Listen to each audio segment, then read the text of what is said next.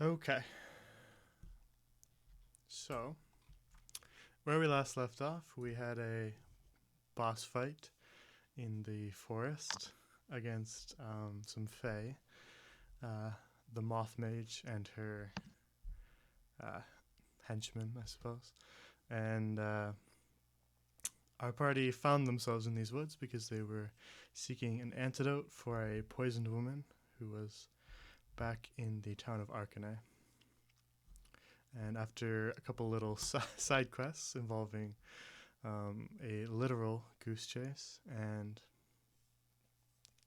uh, some small creatures in a little hidden cabin, we had a predicament involving a uh, a bush of brambles shaped like a human, which they burned to the ground, which got Killian thrust into the hot seat for a moment there. And after finding the antidote with that the Fae had, they found a mysterious note, which they should still have in their journals. And does anybody want to reread that? Something something. Someone gave them poison. Something something. Uh, Bad person in shadows. Nice recap. Here you go, I chat. can reread the whole thing if you'd like for the chat. Nah, it's fine. I'll put it up so they can read it while I'm talking. So after Okay. finding the antidote, they can pause if they're watching the VOD or something. After finding the antidote, they found a couple other items. Yo found some new clothes and a gem and the pouch of antidote. So now they are heading back to Arcanay to deliver the antidote to the apothecary. Who currently has the antidote? Croak does. Croak has the Uh, antidote. Yo has the cloak and the gem that you found.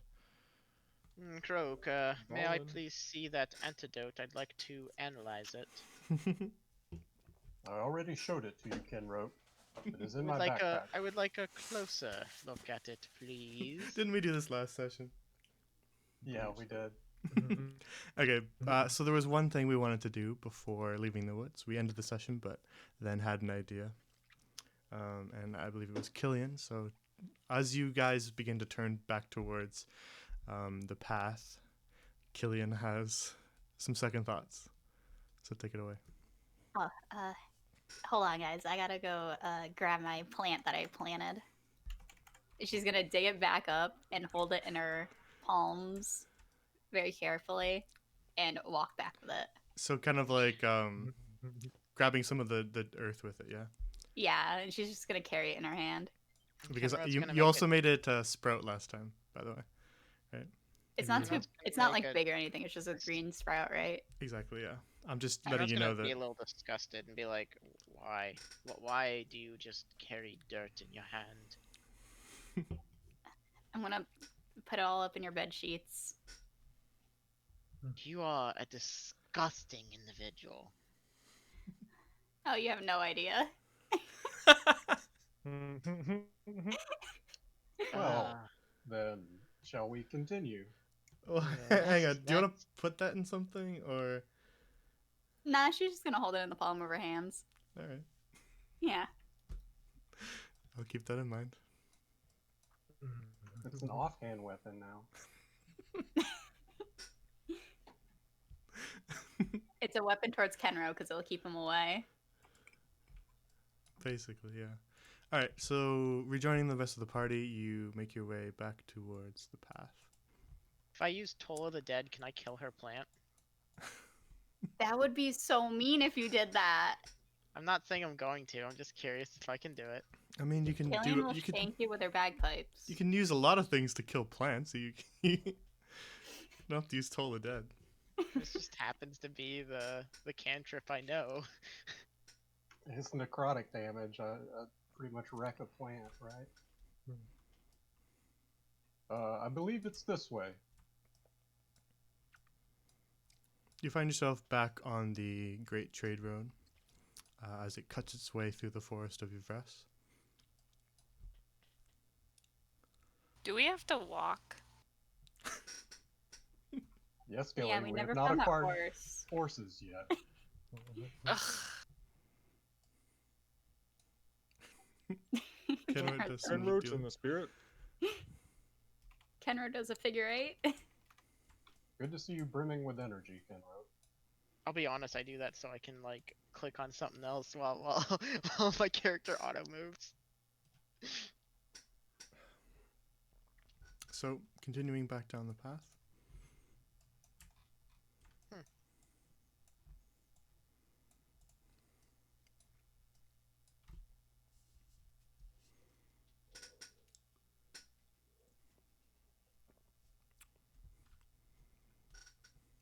Do we notice any creatures or anything, any fae or anything like lurking? Are you trying to make a perception check? Yeah. Then make one. I got an 8. Nope, there's nothing out there. Okay. It seems to be clear. Let's move onward. Come along, Gildor.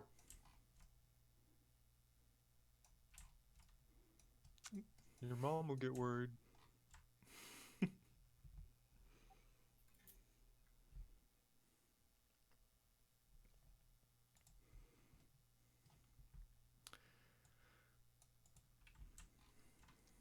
All right.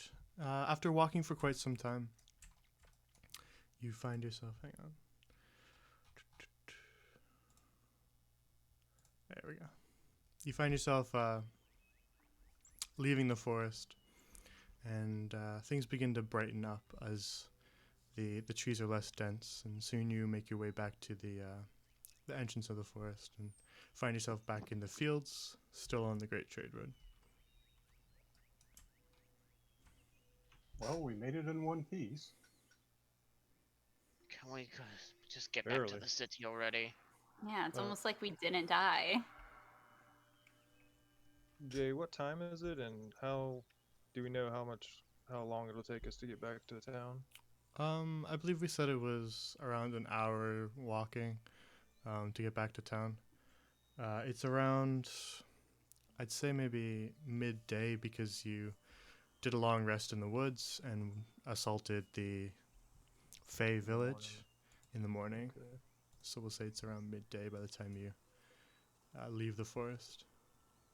Should we take lunch? Short rest? Anybody? Anybody? Or do you want to just keep you all? I think How we took a soon- short rest after the fight. Yeah, we Oh, did. did we? We Okay. burned our Totally hit forgot. die. Okay. So yeah, we ate lunch. And oh yeah, that's right. Next to the Oh, okay. little thing, her little plant. Yep. Never mind. Onward and whatever. Did you use Pretty hit die, yo? Because you're still at 7 health to me. Yeah, I used all of mine. I got Did that- all the 3 when I was on 4 hit points. Gotcha. Okay, I wanted to make sure because you seemed a little low, so I wanted to double Yeah. check that it wasn't something on my end. Unfortunately not. 'Cause I Alright. think I had used both of them the day before, thinking that I would get them both back on a long rest, but you only get one. hmm So I only What? had one to use. You Where get did you half of them back. You get half them Yeah, back, and he has 2. sorry, yeah. True. I just have 2. All right, so we're heading back towards town. Yep. All right.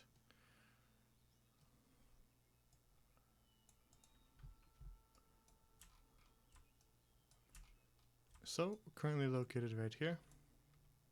And the Great Trade Road itself heads east towards Champort, but you're going to, after a little bit of walking, take a smaller, gravelly, diverging path that heads northwards, up towards Arkane. You pass by, the path hooks through some rolling hills, and you pass by some farmland.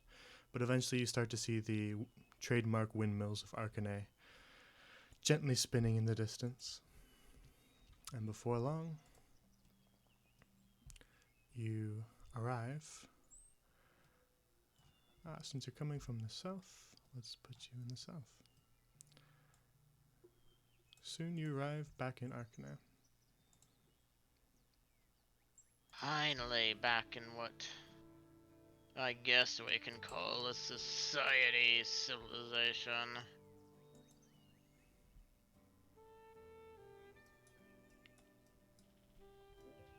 Quite a harrowing adventure. Can you tell? That's a big word for you, yo. I'm proud of your vocabulary. You smell fresh baking bread as you pass by the bakery. Oh, we gotta pick up your pie. Indeed, my fish pie might be ready. Ugh. We'll Yo, I'll what? into the bakery. Yo, what? Is Did you say a fish pie? Shoot this antidote to the sick woman first. Did A That's good why I was idea, laughing. yo. did you say a fish pie? That sounds utterly revolting. Well, have you ever tried a fish pie, Kenro? No, and I have no desire to. Don't knock it too It try. it sounds like the sort of thing one might find in the refuge of a slum district of some impoverished third world country. Well then, to each his own. More for us. Alright, so we're heading back towards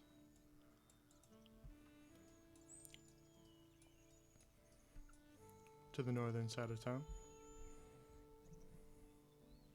You Croak. see Weissman, the fisherman, just sitting kind of casually behind his stall. He looks up as you begin to pass by him, and he says, "Ah, youngsters, where'd you run off to yesterday?" Kenrod's just gonna walk past him because he doesn't talk to poor people. Croak will salute him and say, "Sorry, Bassman, but we're in a bit of a hurry. We went off to the forest and defeated some Fae, quite possibly recovered the antidote needed for the Sonos." I see. Run along then. Certainly. Good day. He gives you a little nod. And we head towards the Blazing Sun, I believe. Kenro, why are you looking through the window? This is the greenhouse, so there are windows there. The map was still blurry and I couldn't see the entrance. Kenro, stop being creepy. Peering through the window. Yeah, it sucks that the maps aren't loading super fast for you guys, because I'm not having any issues. So at the very least, Twitch chat, you guys get to see it nice and crisp. I'm on Gilly's internet right now, so it might just be that we're straining it. I was gonna say, it's only Perhaps. like a second or two longer for me. Mine's This- perfect. It's Sunday, I mean, it's a busy day for Yeah. Roll20 usually. All right.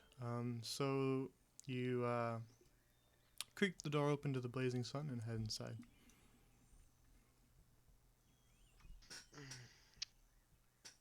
There's business to be done. Kenrout's not gonna waste time speaking to Valeri. Valerie looks up as you enter and she says, "Oh, you're back. Are you here to purchase something?" Nope. All right. I guess he doesn't have much money then. We're here to speak with your father, Valerie. We have brought what might be the antidote needed. Ah, all right. Well, he's in the infirmary as usual. Croak will nod and continue.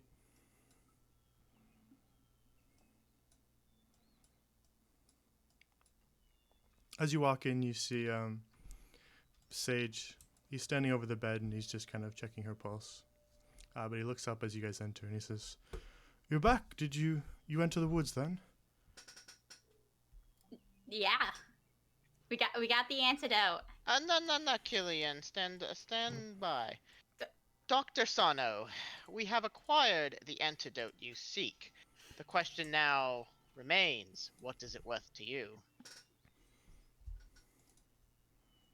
Well, it's worth this what do young woman's life.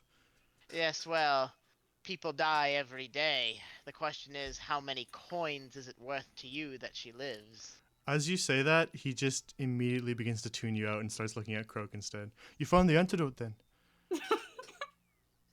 Indeed, Mr. Sano. Croak, we bo- you are we- you are not going to give him the antidote until we agree on a price, and I will roll intimidate if needed. Kenrote, hold fast. I have a plan.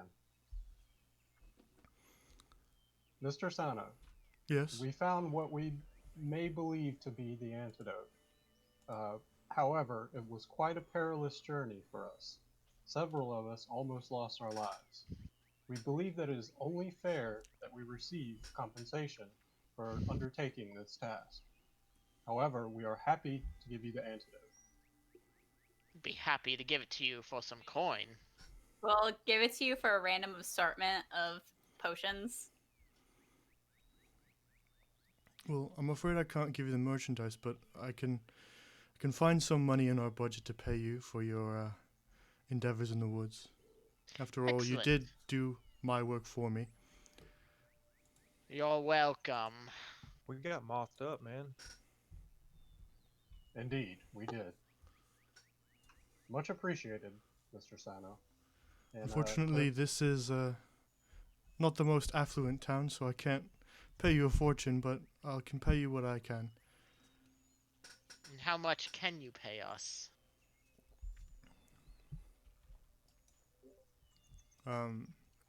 He sifts around in his pockets for a bit.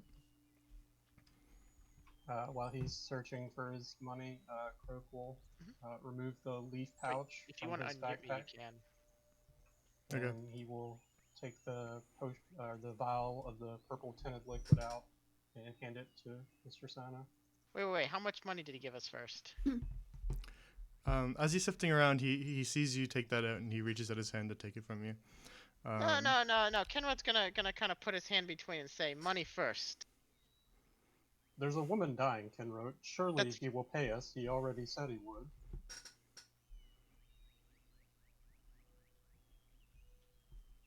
Killian's standing on his bed to look over the two tallest people in the party.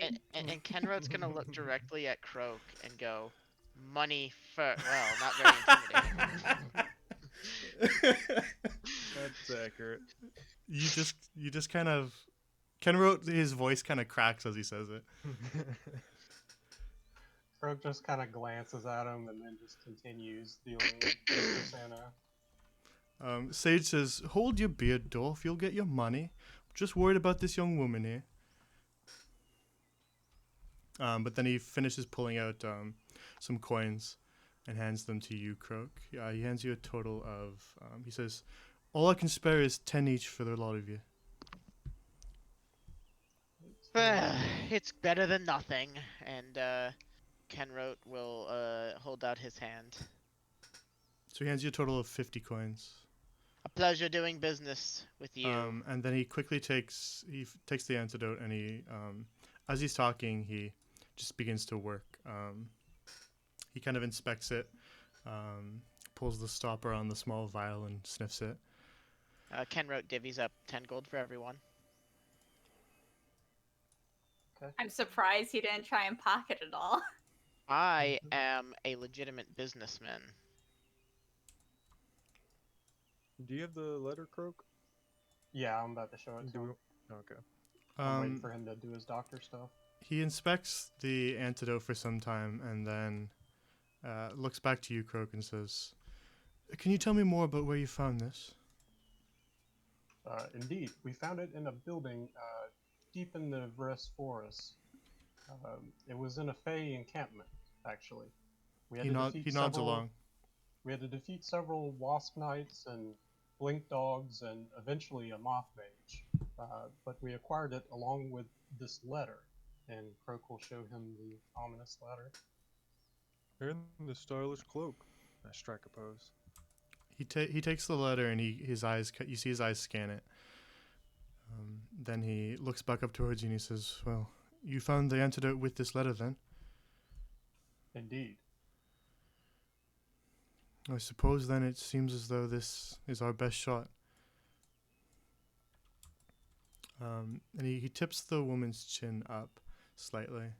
As you look at her, she's far more pale than she was when you saw her yesterday. You can see those kind of sickly looking veins on her neck that sprout from where the small little sting was. And then he unstoppers the vial again, and after lifting her chin to open her mouth slightly, he tips the vial into her mouth.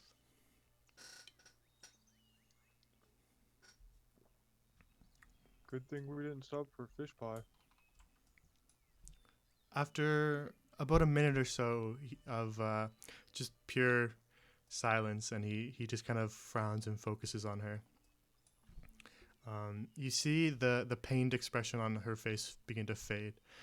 She's still unconscious, but she doesn't look like she's actively writhing in pain anymore. Sage looks back up at you guys and says, "Well, it does appear to have had a positive effect. I imagine she'll still need some time to recover, but thank you all. You might have just saved this woman's life." It is no problem on our part, Mr. Sano. Do you believe that you could replicate this antidote just in case it happens in the future?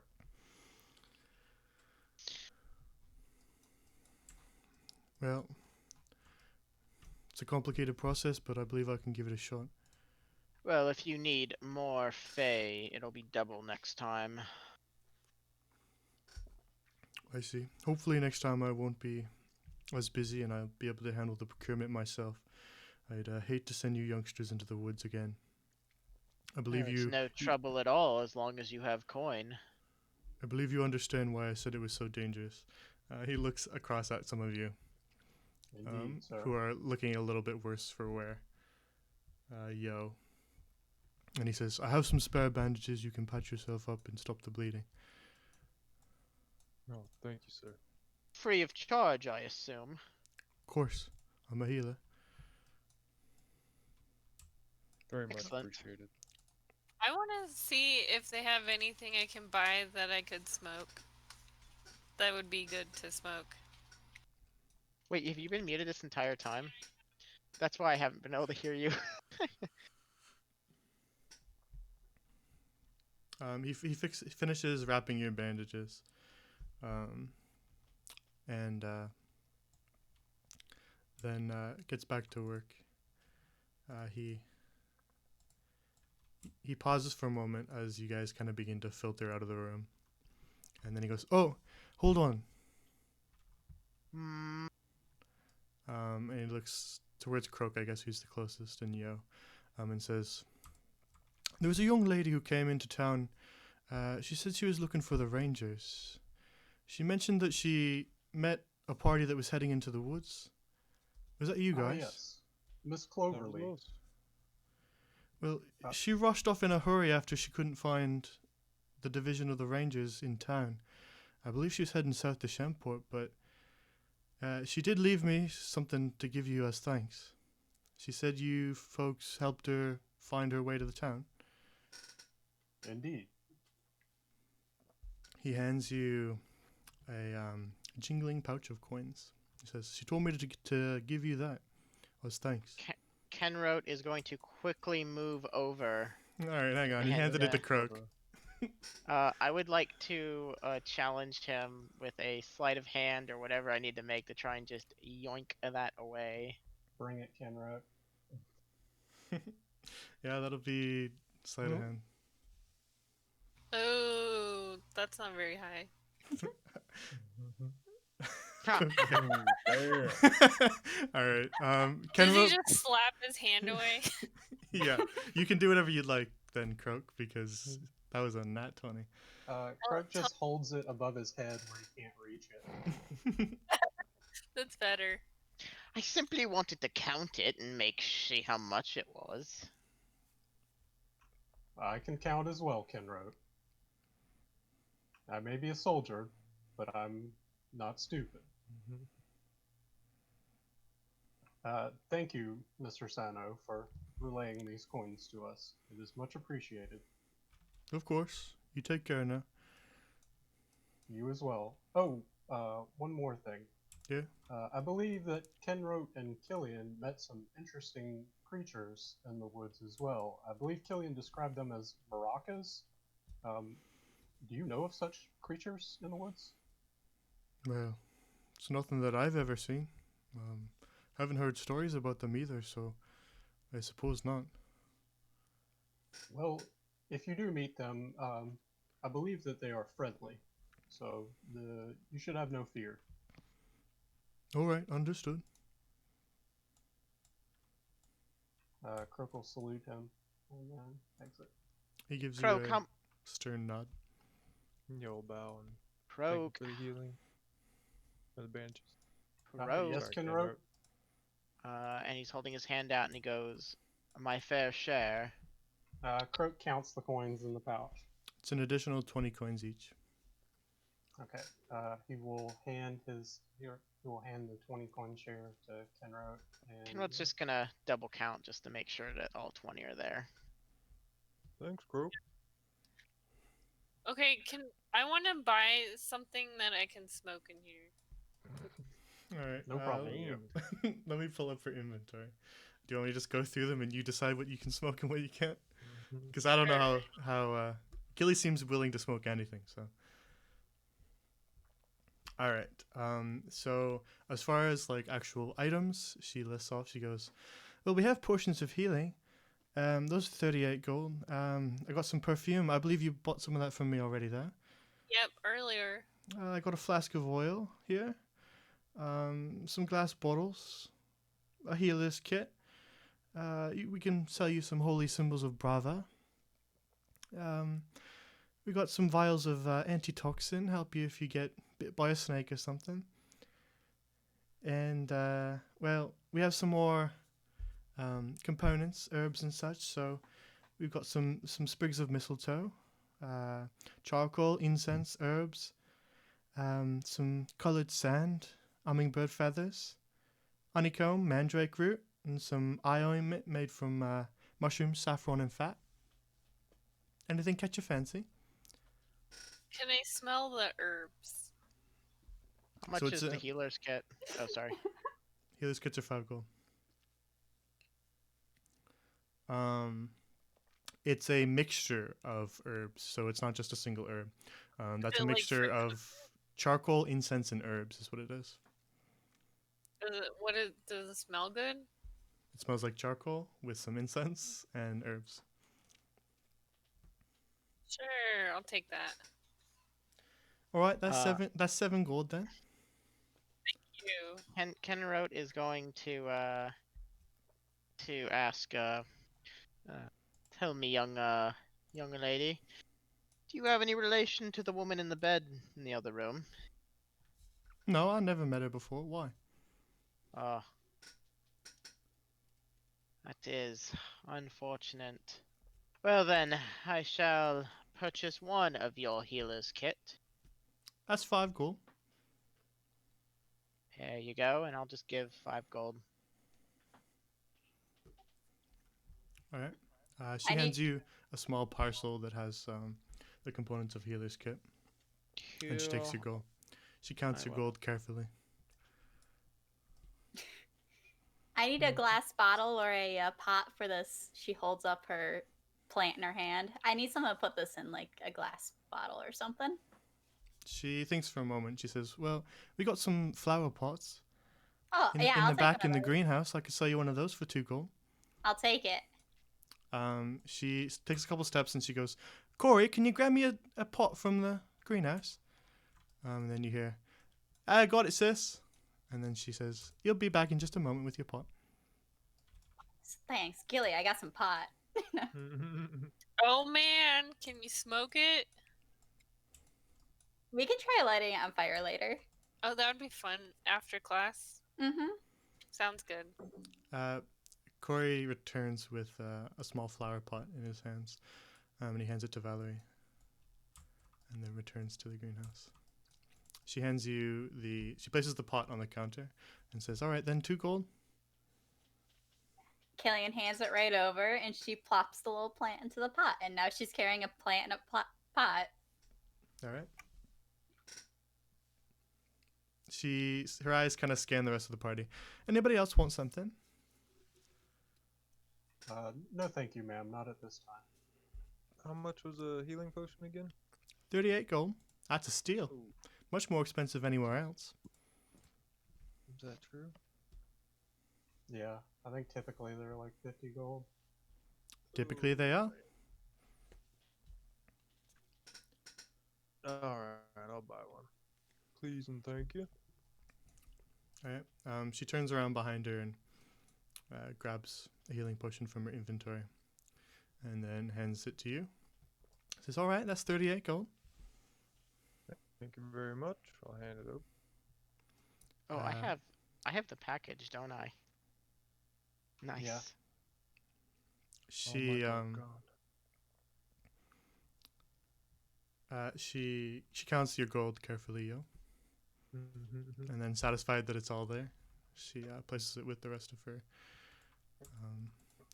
gold. Is that all then? Does D&D Beyond tell me if I'm encumbered? It should Yes. when you're encumbered. You have a weight there somewhere in your inventory. Yeah. 80 pounds and you're unencumbered. Are you counting gold for weight? Or Nope. No. No, we Okay, don't count gold for weight. It's just lame to have to factor in all the amount of money you have. Yeah, because with gold I'm up to like 83 pounds. Jeez. I got 42 gold. I'm sitting at 35. Feel like spending any of that 42 gold? You've gotten unless you have some quality heavy armor or a morning star, then no. This is an apothecary. Why would we have that? Maybe because you wanted some of my gold. Supply and demand, my young lady. Supply and demand. Looks like you're in the I wrong have- spot. You need to find a blacksmith. You don't have the supply, and thus you do not have my demand. I'm not a blacksmith. Exactly. Apologies, Miss Valerie. Kinroad is a nobleman and is not used to shopping on his own. You need supervision. I understand. Out of character, Yo, if you want to ask him, that would be good. No.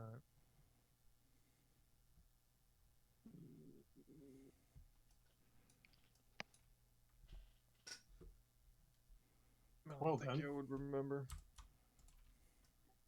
We gotta go pick up your pie, Croak. Indeed.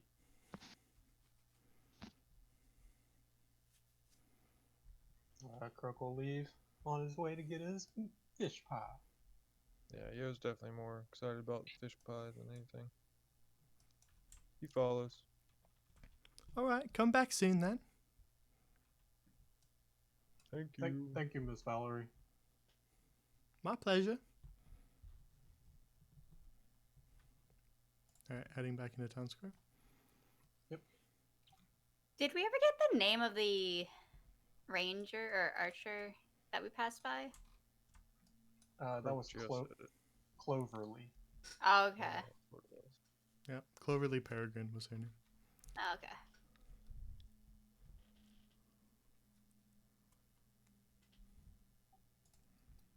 I'm so bad with names. What was the name of the man over on the left? Did we ever ask? Weissman. Oh, okay. Are Which you is remembering this or? Both. No. Damn.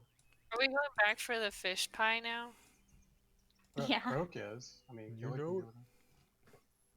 Don't you want to share? Well, the fish pie is not for me. It's a gift. For Esta. Yeah. Ooh. Dude, what? Someone's got a crush. It's not. It's just she didn't get to go on the journey with us, so you know, just bringing back a souvenir. Ooh. Shut up. Ugh, poor people love is disgusting. Kenra, get over here. I have a thingy up. He has a thingy up.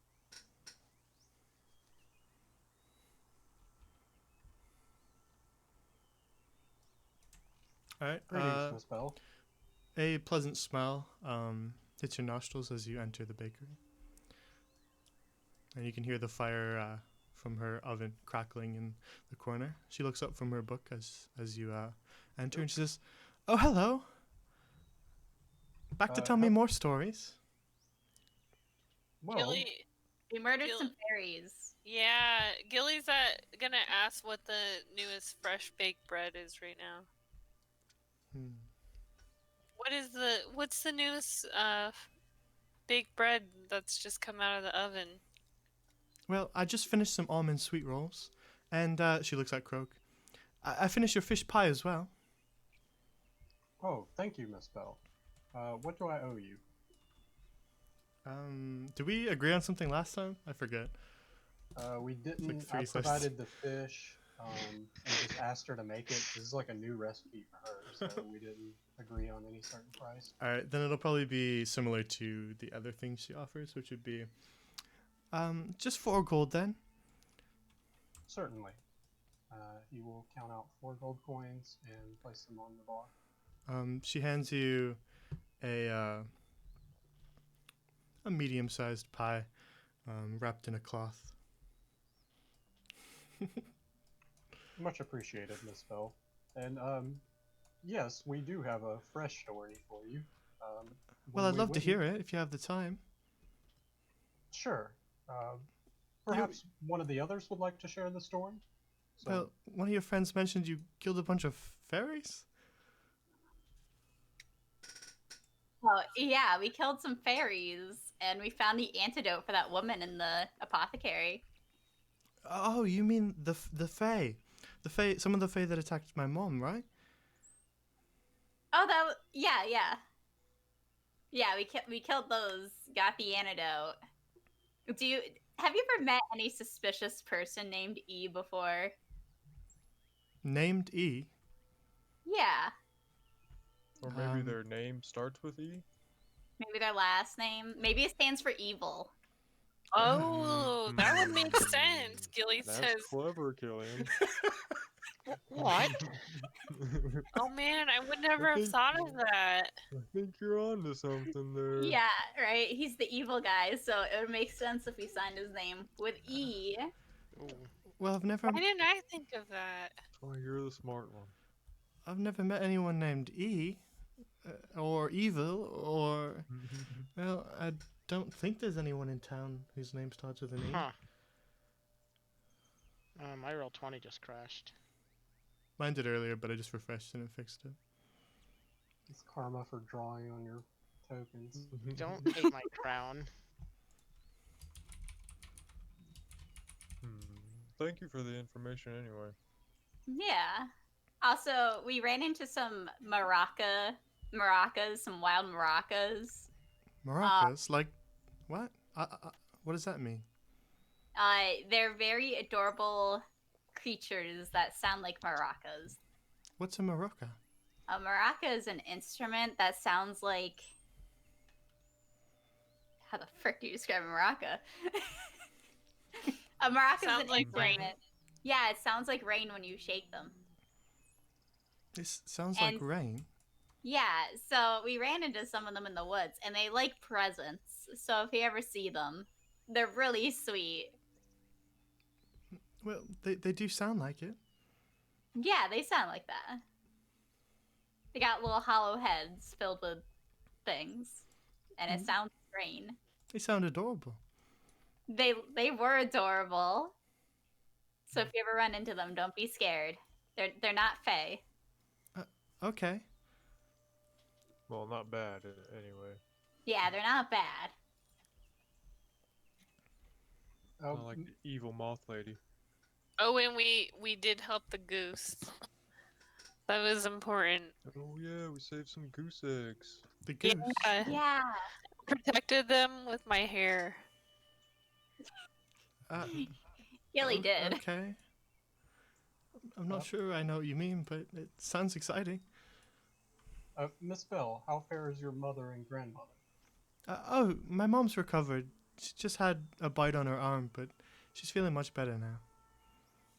Thanks for It's good asking. to hear. She should make sure that's not poisonous and go see the doctor in case she needs some antidote. Well, she was treated by Sage, so I'm sure she'll be alright. Well, if everyone else is done perusing the breads and treats, should we take our leave? They're focusing Yeah, I'm- elsewhere. Well, thank you again, Yep. Miss Bell. Oh boy.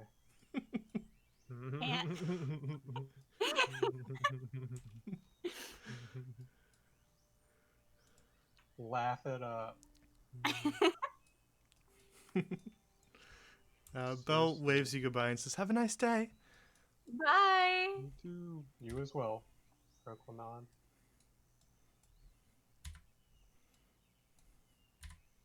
Just clean that up because I'll definitely forget to do it next time. All right. Back to town square. It's Sunday, right? Yep. In game. Yep. Okay. Sunday, Around 1 uh, o'clock on Sunday. Yeah, and it Hmm. takes us Oh, we- about, I think it was like roughly 3 hours or so to get back to the college. Yeah. So we could. Well, I don't know what we could do. Yep, you have a little bit of time if you need to do anything else in town, but it will take you a couple hours to get back to the college, so keep that in mind. So that you're not arriving at like 2 in the morning. Yeah. Yeah. I don't gotta do anything else, you guys. Not that I can think of. And Yo can barely think. I have no other tasks. We should head back and get this package back to the the nurse, the doctor. Ooh, good point.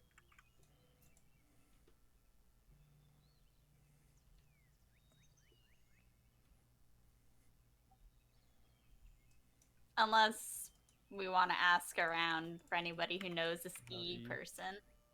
Ooh, Yeah. yeah. That Yeah. sounds like a good idea. Hello, good sir.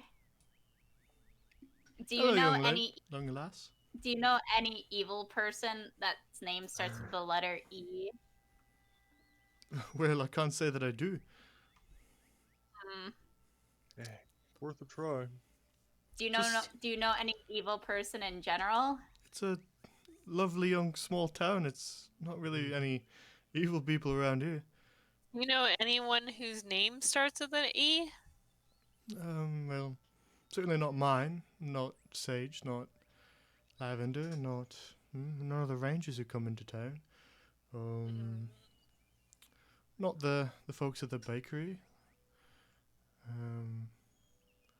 Not the miller or her mother.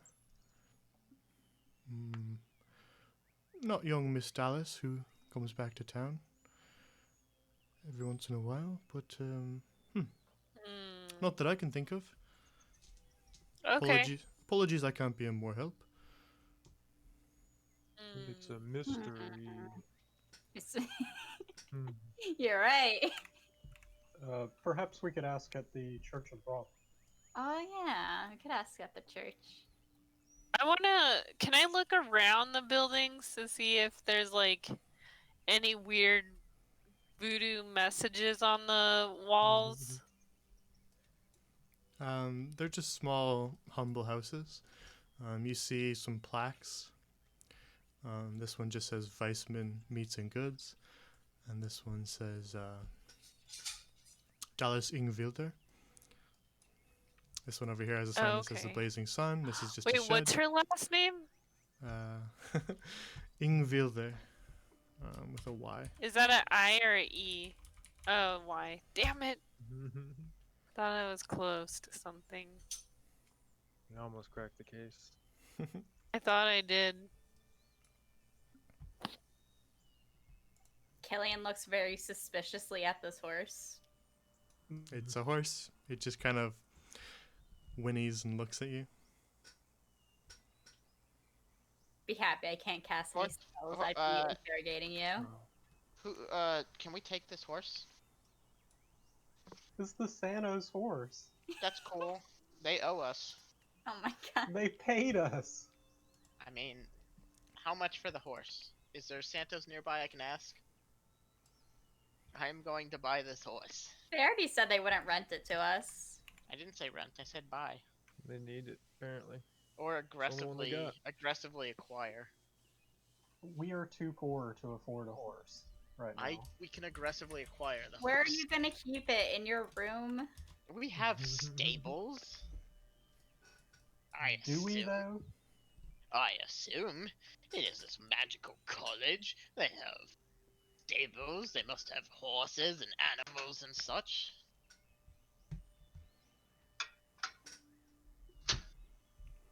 I've not seen any horses at Nilabont, Kinro. It Have appears you that looked?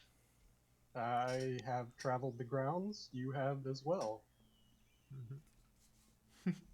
He wouldn't remember anyway.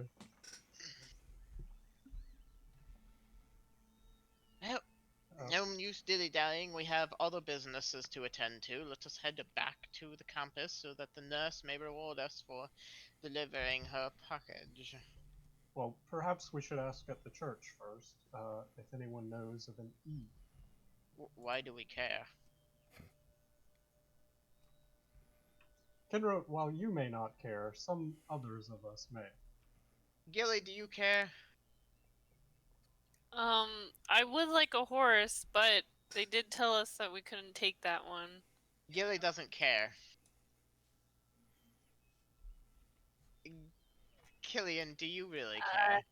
I mean, I'm not gonna help you steal it. We're not talking about the horse. We're Wait. talking about this E fellow. Oh yeah, I care about that. Why? I mean, it was the whole point of our weekend, pretty much. Might as well keep it going, right? No, our whole point of our weekend was to deliver this package to the nurse. Whatever wild goose chase that we found ourselves on was merely due to exactly that, a wild goose chase. Who cares if Kenro, if I may, you do enjoy wealth, correct? Indeed. Have we not gained some wealth in this adventure?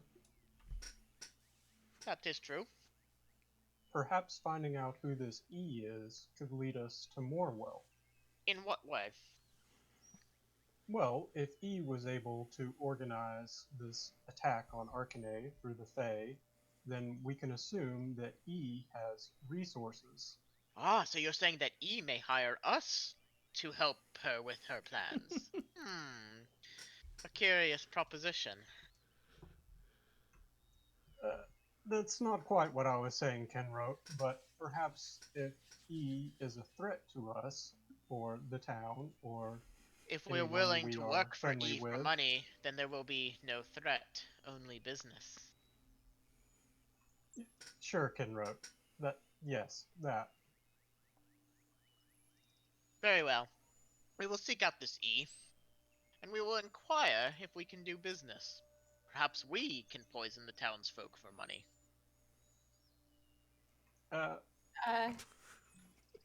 No, but no. Well, let's not say no until we hear exactly how much she's willing to pay. Or he. Gilly is so confused and doesn't know what's going on. Gilly, we're about to make money. That's all you need to know. Okay. Kirk's just To gonna the face church we palm. go. Yep, and continue walking to the church. Alright, Do you just want to put us in the church? I will.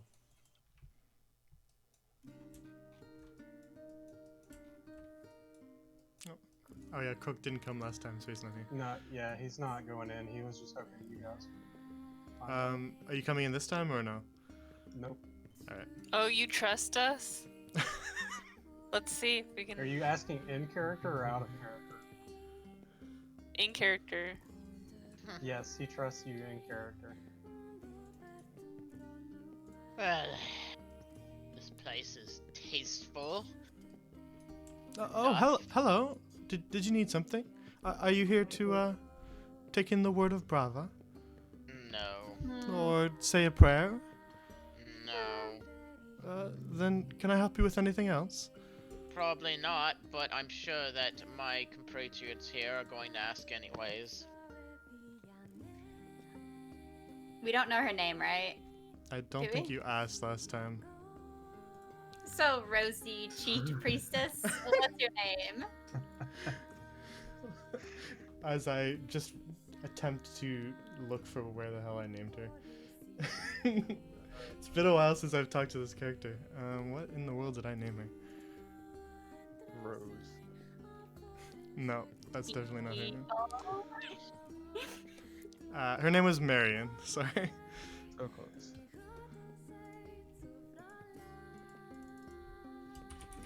Drats, it's not the right person. Dang it. Guess that's not it. Marion, hey, Yes? if you pissed off a god, how do you unpiss them off? Well, with Brava, we would say our prayers in the morning as the sun rises. I don't know what god you speak of, though.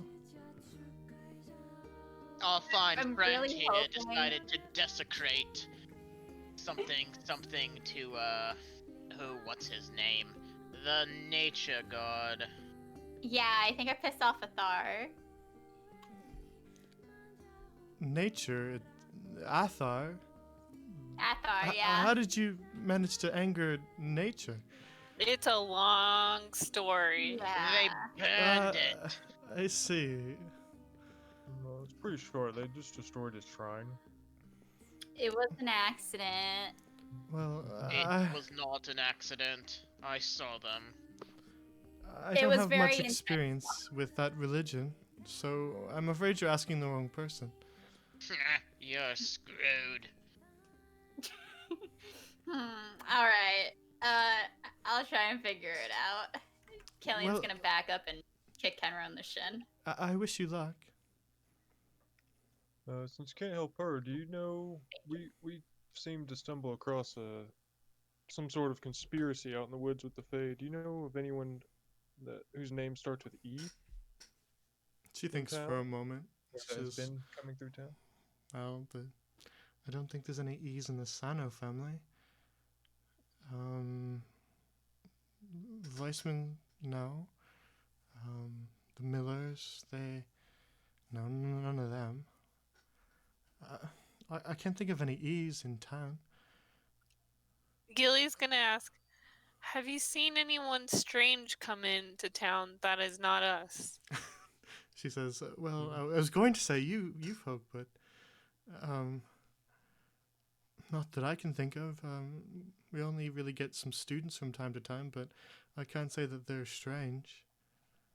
There's the farmers from outside of town, but they mainly just do their trading and sometimes stay for dinner, or visit the church to pray. But I can't say we've seen much strange activity other than, well, the Fae that we spoke of earlier. Nobody in the town's history that would want to cause harm to the town? No, I mean, we're mostly just a harmless small town. We don't have many enemies. Miss Marion, if Yes? somewhere were to take care of that Fae problem you mentioned, would there be a reward? The Fae problem, well, I mean, they come into town and cause trouble sometimes, but the rangers mostly handle that. But if we were to take care of it, would there be a reward? Well, I mean, I don't have much money myself, but I suppose I can't speak for the rest of the town. So you're saying there would be a reward? I don't know. Don't worry about him, man. We It's actually a already simple got yes or no rewarded. question. Would you reward doctor. some brave adventurers who went and took care of the Fae problem? Well, Brava, she rewards all who No, seek no, to help no, others. No, I need something more real. And he kind of like does like the cash money hand sign. Well, I'm afraid I can't offer you any of our alms. And this trip really was A waste of time. We've been compensated enough, and as far as I'm concerned, ma'am. Thank you, though. Well, I'm happy to help anytime you need it. Just stop by again if you need to ask me anything. I'm usually here. Yes, yes, may We will, Brava be thank you. praised upon you. Sorry for bothering you. Wait, I'm gonna go take a seat. I'm Hmm? bored. Performing the I'm sermon, gonna before we go, I want to ask, is there anybody in the Brava Bible, or what are the books called? The religion books. The Bible. The um that, like, there's a name that starts with a E that's very prominent in the book. Not that I can think of. I mean, Okay. the scripture is mostly about Brava herself. Does Brava have any friends in the books that start with E? I can't think of any E names. Okay.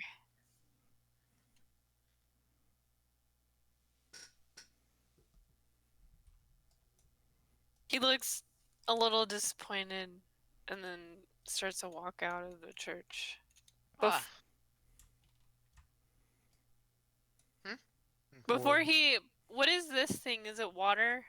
A It's column. just a pillar. Oh. Okay. Thank you again for your time, ma'am. Sorry about the trouble. Happy to help in any small way I can. Have a nice Sunday. You as well. Take care.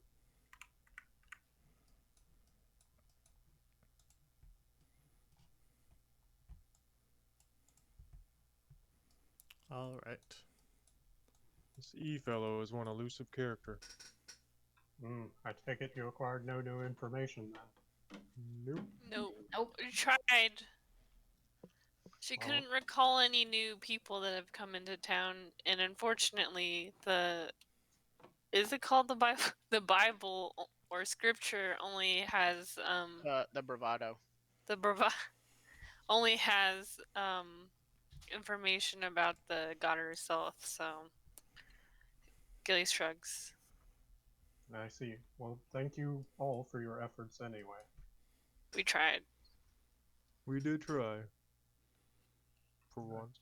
Crookle nodded everyone in appreciation. I gave Crocus a sans eye. Thanks.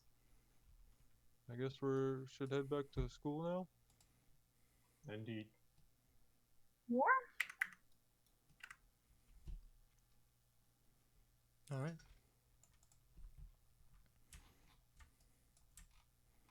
So, making our way from Arcanay, Making our way downtown, walking fast. you spend several hours wandering back through the winding path through that kind of curves its way through the rolling hills in the countryside, passing by several more farmsteads with their wheat fields as you travel. And Peasants. eventually, off in the distance, you see the arches that make up Portal Plaza, and before long, you arrive.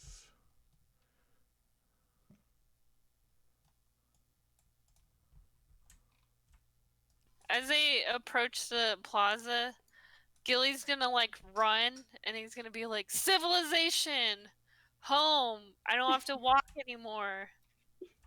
Close enough. That was a fun adventure. Maybe It we was can a rent horses profitable next time. adventure, and profit is always fun.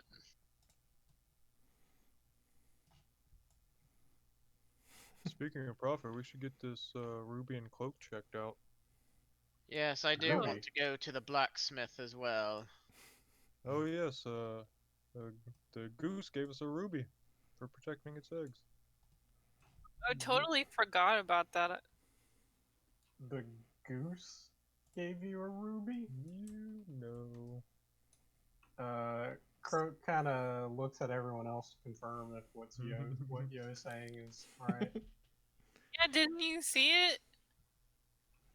No, I was staring into the woods at the time you were dealing with the goose. You missed a great interaction. Wait, We wait, wait, wait, could've- wait. We got a ruby, did you say? Well, Keep it away from him. I have a ruby. No, no, no, no. We have a ruby. You didn't help Kenro. You were gonna kill the eggs. I believe that Yep. it was my guiding bolt that weakened the moth lady enough. No. And it, It was me my who- mystic. No, it was my mystical hair that saved the eggs and from your hammer. It was I who made one of the Fae drop their weapons. It was I who blessed everyone when Killian failed. It is I who has possession of the ruby. Well, I would highly suggest that you remember who your friends are, lest Let, your let's, debts come back to bite you. Let's get it I would checked like out to first. see, what the deal is. Fight out between Kenro and Yo. I'd be up for it. We're not on the school property yet. It would very much There we not are. be in Croak's favor.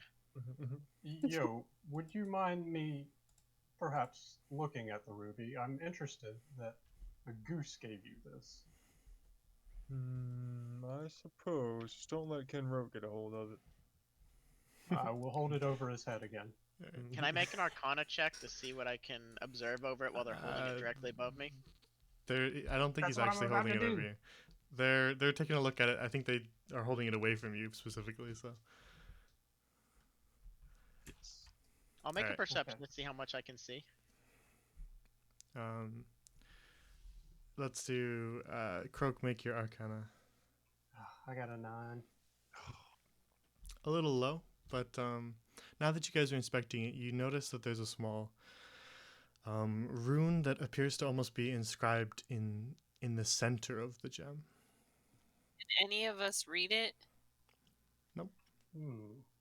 It appears that this ruby has a rune inscribed in it. Interesting.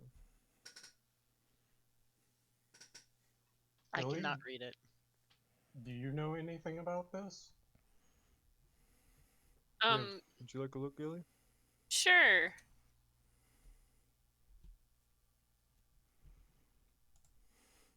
I rolled a 6. I know even less. Oh, it's really shiny and it's pretty red. Indeed, it is. It might look good in like you might wear it like a necklace or something. And then he looks at the. I'm guessing. Can he see the writing in it? I think we all see it. We just don't know what it means or says. Yep. Now that it's been pointed out, you can see that there is a small rune that appears to be. It's not etched into the surface of the gem. It appears to be inside the gem itself. Oh, okay. What does it? The squiggles look like. I'll draw it for you guys later. Okay. Can we identify the language? It's not a language. It's a rune. Croak will hand the ruby back to you. I'm sure one of the teachers at the school we're going back to will know what it says, right? Yeah, that's what I was thinking. Yeah. Who should we Oh, talk to that's a good first? idea. Perhaps the blacksmith? If you touch it, does it just feel like a regular ruby, or does it feel like weird? Who's touching it? I want to I am. touch it. Can I Yeah, touch it now? you can touch it. I touched it. Gilly, it feels Like like a warm regular. touch or something. Feels like a regular gem. Killian Okay, pokes I'm just it, gonna- holds it in I'm Gilly's gonna- hand. And then I'll just hand it to Killian. Feels like a regular gem. Oh. Killian's gonna bite it. Tastes like a regular Crack in gem. half. Is it hard like a regular gem? Huh. Killian goes to hand it back to Yo. Yo wipes it off. Puts it back in his backpack. Water spit. Cool. Magic spit. Well, Yeah. let's go. Let's get the. I want to get this cloak checked out too. So Okay. Let's go We're- do that. yeah. I mean, it's a great fashion piece, but it might be useful for one of us. And You should- Dizio. Should what? Gilly? keep the spit on the ruby because you never know, it might have magical properties. Well, you can let Killian spit on you if you want. Gilly's like, okay. Maybe it'll fix your arm. Yeah, do you want to try spitting on my arm? Oh, God, I'll I'm spit on sorry. you, Gilly. What? Gilly, that is I'm so completely sorry, y'all. unbecoming behavior. Feels the Killian arm. spits on Gilly's arm. Okay. Does anything happen? No. Your arm is a little wet. Kenro's just gonna And go he's on like- ahead. He's like, Croak damn as it, well. nothing happened. I thought that might have healed it. Killy pulls Gilly's arm and wipes it on Kenro's cloak. If she tries to do that, I'm going to attempt to outspeed her and slap her across the face. Alright, dex roll. Compete dex rolls then.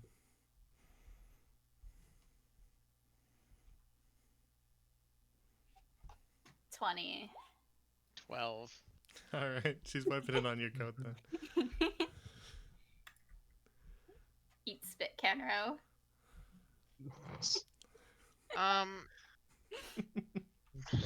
These are some rough I'm- rolls today, Kenra. I I'm apologize. going to as she says eat spit, I'm just going to turn to her. I'm going to point directly at her and I'm going to cast Toll of the Dead. Okay. Oh my god. What? Are we really doing this? Let's do Uh-huh. Oh this. my gosh. Let's go. Let's go. If we're rolling initiative, Croak's jumping in too. For our viewers at home, this is now the second time Well, that that's not. Wait, are you at full HP, Killian? No. Oh, that's 6 necrotic damage. unless you make the wisdom saving throw. Wait, what do I do for a wisdom saving? Oh, wisdom saving throw. I believe it's 13. I rolled a Let's nat see. 1. Alright. She's taking the damage then.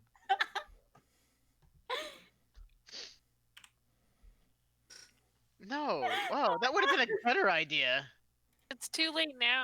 Oh, he heard me. I forgot to hit the mic. I asked Kenro, weren't you gonna kill the plant? And he was like, no, but that's a better idea. But it's too. Well, no, that would have been a better idea. Anyways, I've made my point. And I look at Killian and I go, don't ever touch me without my permission again. Killian's gonna take a little bit of the Somebody dirt touched out of you. the pot and throw it at him. I'm going to use Toll the Dead again and this time She target the didn't plant. touch you. I I'm didn't touch targeting you. I am targeting the plant. She didn't touch you. Killian Technically. holds the plant close and walks behind you. Oh, God. I want to attempt to target the plant. Confused and baffled at what's going on. I want to attempt to use Toll the Dead on the plant. Then we're gonna have to make initiative rolls to see who acts first, because Okay, Okay. okay. we got some people stepping in the way. We've got Killian turning her back to protect the plant. So everybody make initiative rolls and we'll see what happens. This isn't gonna be full combat, but we need to decide who gets to act first.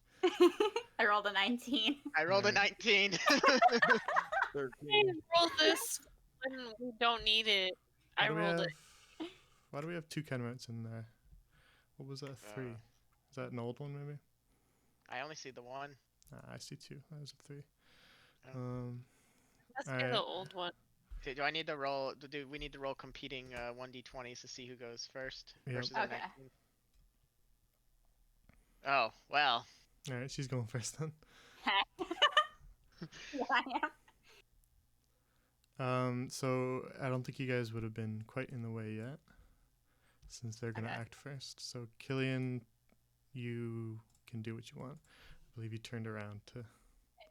Killian body blocks the plant and hides behind you. All right. Anything else? No, that's what she's gonna does she do. need to roll stealth for that? Because she is, halfling actually is small size. So with her racial, she can hide behind medium-sized targets. Yeah, I mean, you guys are now all hostile to Kenro, so he can't pass through you guys anyway now. Okay. Kenroach's just going to just huff and turn and walk up the bridge. You're taking an AOP, buddy. Two. All right, go ahead. All right. This is the Are you session that moving, Kenro Kenro? fucking dies. Well, I can't really move, but it's up the. I'm You just starting to started it. walk. He's moving. Okay, you're moving. She ran away with her plant, so I'm moving up the bridge. Headed back to the school. Not only am I gonna move up on the bridge, but I'm going to get the attention of the guard and say, "Guard, sir, these ruffians are attacking me." Hold on, so you're not AOPing him then? You're not attack of Oh opportunity? no, I am. All right, then he doesn't get to do that yet. You guys get to attack him before he moves then. Okay, As he turns his back on you, you guys get to do what you want. 14 to hit. that'll miss. That misses. Oh wait, are you wearing armor? You're noble. Yes, I have Okay. 18 armor class. Noble Okay, wears okay, armor. I miss. All right. Anything else? Yo. I'm gonna hold back. He didn't fire off that second No. attack, right? Okay. Yeah, I'll so just protect I'm going to Killian. move up to the bridge towards that well armored guard and just start shouting, "Yes, guard, these ruffians are attacking me. Do your job and stop them." All right. I'm gonna move perspective to the bridge for everybody.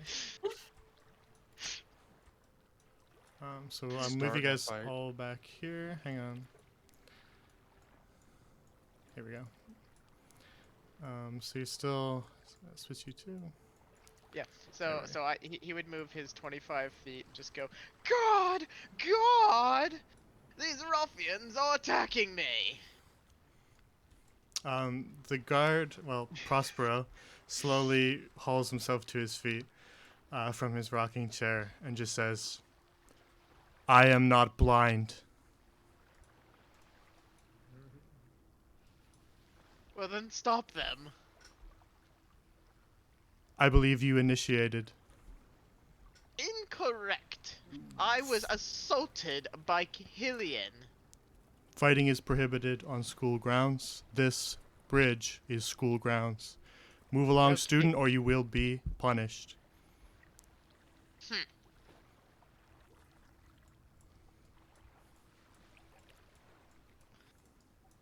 Fighting is prohibited on school grounds. Move along, students, or you will be punished. We're first years. Third year, third. Circle salute him. Your year is Oh, no wow. excuse for your behavior. Move along, students. I apologize for my friends. Triple detention.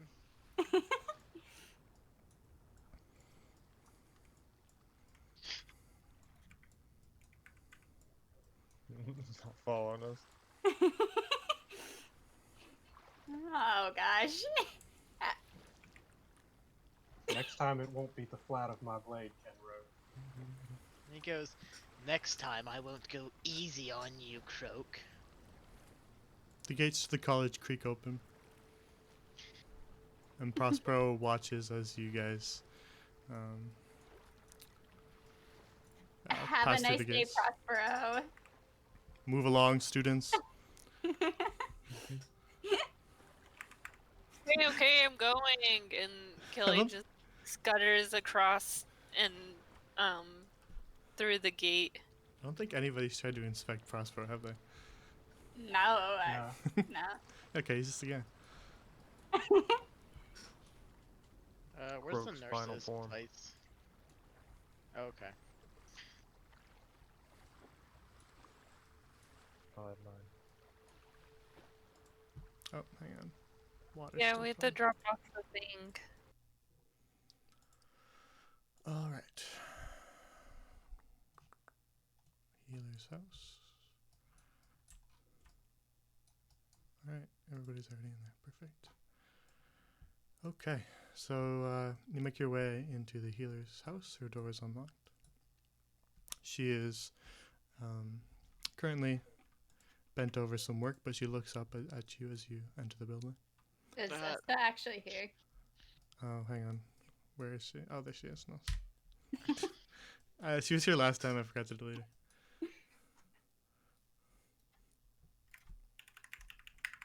Esther has no need for healers. Come on. Miss Dalis, we have returned with your package. Well, it's Dallas, but thank you for my package. Is there compensation? No. I believe you agreed to do a favor for me. I don't think we mentioned any compensation. I paid for the package, so all you had to do was just carry it. Not exactly a hard task. Well, it took our time and took away our weekend. I believe that we are entitled Only to... should have taken 2 seconds. You guys were heading to Arcanay anyway, right? I believe that you should compensate us for our time. After all, if it just took 2 seconds, you could have walked down there. Well, no, I had to treat patients here at the school. That's Well, why then you agreed obviously to you do this needed for us. me. Then obviously you needed us. And that's why you all agreed to do the favor for me. Should Are you should I holding my merchandise hostage? Can I make a charisma check here? Persuasion probably, unless you're trying to intimidate her. Oh, the persuasion is what I was looking for. Who has a package anyway? I think heroic Kenro. Ken wrote from a while ago took it, Yeah. and now we're stuck with a I different Ken believe wrote. at least some compensation is in order, ma'am. All right, you can have my thanks. I think something a little more real. She looks around at the rest of you guys. Is he really holding my package hostage? Yeah. He's Yeah. trying. Apologies, Miss Dallas. It's only 5 gold. I'll just go get it next weekend. You can keep Just- that if you'd like. 1 gold for each of us, it seems. Just hand it over. Kenro. It's just- not a big deal. Yeah, just please, so we can go. More about the principle of it, isn't it? We did I say agree, we it's would do about her a the favor. principle In of the fact, matter. I believe it was you that said we would do her We- a favor. We did Yeah, a Kenra, task, you offered. It was and your she word. owes us compensation. You offered. Oh, yeah, you I did offer. did no such thing. We need to get that those memories of yours checked out, buddy. I would never offer to do something for free. If you're good at something, never do it for free. Behind you guys, you Rule hear the number door closed as Gilly leaves.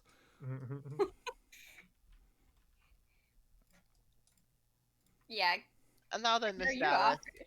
we have your package, and you have our payment. I mean, I don't have a payment. It was only 5 gold to in the first place, so I think I'll just go buy some more next weekend. You guys have a nice day. You can keep that. Killian's gonna hold Kenro still. Hurry, someone get it off of him. Get the package. She's Well, already I mean- back to resume her work. Wait, because I rolled a 2. On like a strength check. Dang it. What are we rolling here? Sleight of hand, strength checks. I guess Kenrod shrugs his shoulders and I walks wanna off with take the it from package. Kenro. Killian blocks the door. What are you doing? This is simple business. We have a We're not goods. thieves. We're not thieving. Supply You are and demand. stealing a package. We have the supply. She has the demand. She needs to pay us for that supply. This She is simple specifically principle. mentioned that she no longer has a demand for it. And then I guess we have a free whatever's in this box. That's my athletics check to hold Kenrote while Yo takes the parcel. This is my athletics checks to not be held. Ugh, I rolled a 3 on athletics. Or would it be Uh, sleight of hand to take it? It's sleight She's of just hand. from behind her. She's just from behind you guys. She just says, "Please, no fighting in my hut." And well, I mean, no fighting on school grounds in general. I don't have time for this. You can keep that package. I'll get some next weekend when I go back into town. All I wanted was a little favor, and I really don't have time for you to make this difficult. Great. Now she's never gonna ask us for anything ever again. Never gonna Henrod heal has us an again. idea, and he returns and he goes, "Well, ma'am, if you don't wish to monetarily compensate us, then She Perhaps shoots you a disgusted look. I swear to a God. favor for a favor." And he goes, "I'll leave this package here. but perhaps we'll need some sort of healing supplies in the future, and you may provide those for us. No, Ver- my favor is I'll let you keep the package. Your favor you do me is now you just leave me alone. Kenrut shrugs and says, "Oh, I tried. Pleasure doing business with you, ma'am." Tried And to swindle her, maybe. Kenrut's just gonna walk out, I guess. Kenro just lost a lot of rep with Croak. Just so you know. Same. Always a great idea to make enemies with the healer. Yeah. Aw. So as Kenrut walks out, he's gonna kind of open up this package and see what he just got. It's some leaves. Oh, nice. Absolutely useless. Apologies, Miss Dallas. Yes, Yeah. I cannot apologize enough for his actions. He seems like Yeah, he we're was having sorry, David. a bad day. He wasn't like that last time he visited. What's going on with him? If we knew, we'd tell you. Question? His temperament appears to change by the day. Well, let's hope that this day doesn't come around for quite some time then. We know better Agreed. now not to leave him with important packages. So at least we've learned a Yeah. lesson. It wasn't super important. That's at least a relief. It was just some restock. All I needed was some extra herbs. But Well, that's a relief. I'll just go buy them next time in town. It's not that expensive. I just figured if you lot were heading into town, you could, play a parcel carrier for me. But I guess he had different ideas. It was my fault, Miss Dallas. Yesterday he seemed much more willing to undertake this task. He really So- did, didn't he? Indeed, I allowed him to carry the parcel, but I will not make that mistake again in the future. Well, let's all just hope that he returns to that version of himself sooner rather than later, yes? Indeed. Croak will nod. You all have a nice day. You have school tomorrow, so don't stay up too late. Thank you, Miss Dallas. You as well. Take care.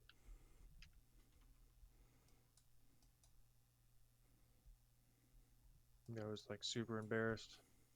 Yeah, I left at the beginning, so I went and did a bunch of stuff. Yeah, okay, let's do a little catch up.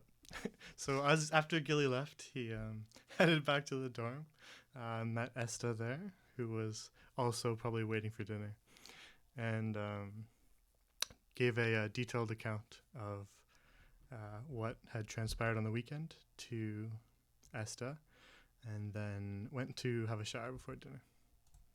Yes.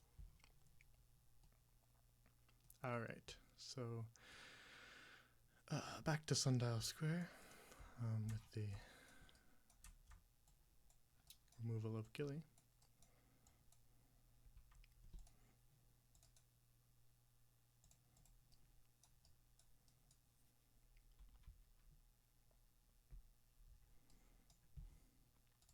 Is everybody heading to the dormitories? Yes. Yeah. Yeah. All right, cool.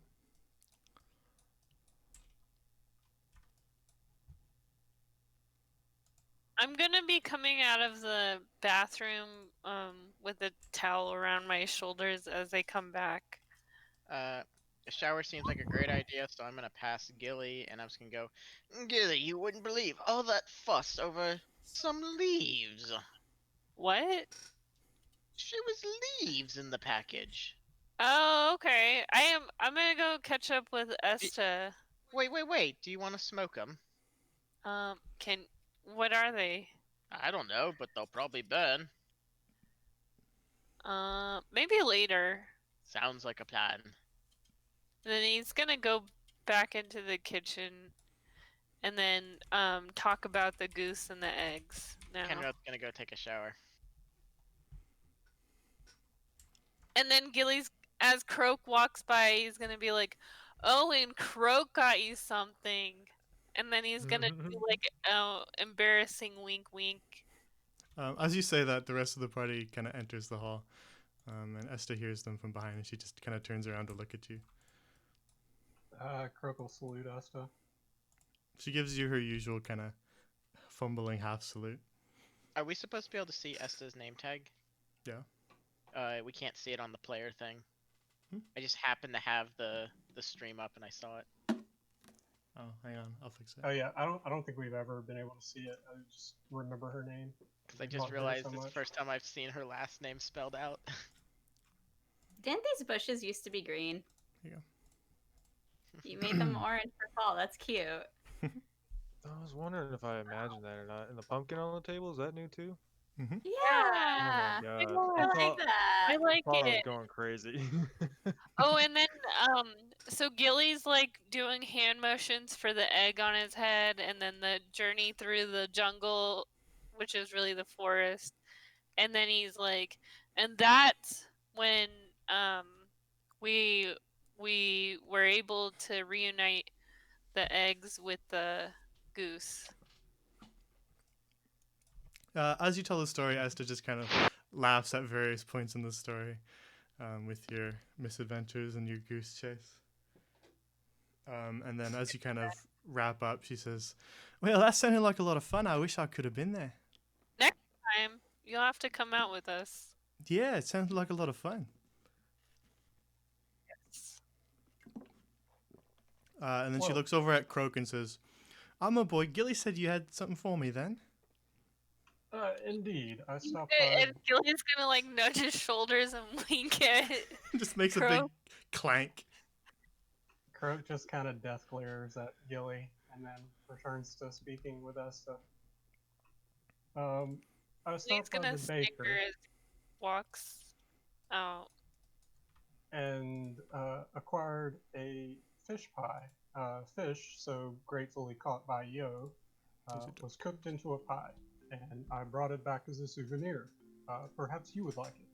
And he will offer her the fish pie. She takes it and she has an excited look in her eye. And she says, "You want to split it with me?" Sure, I'll take a small portion.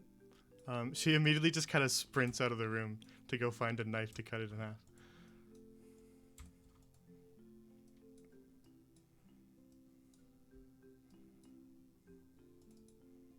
There you go. You can face the table.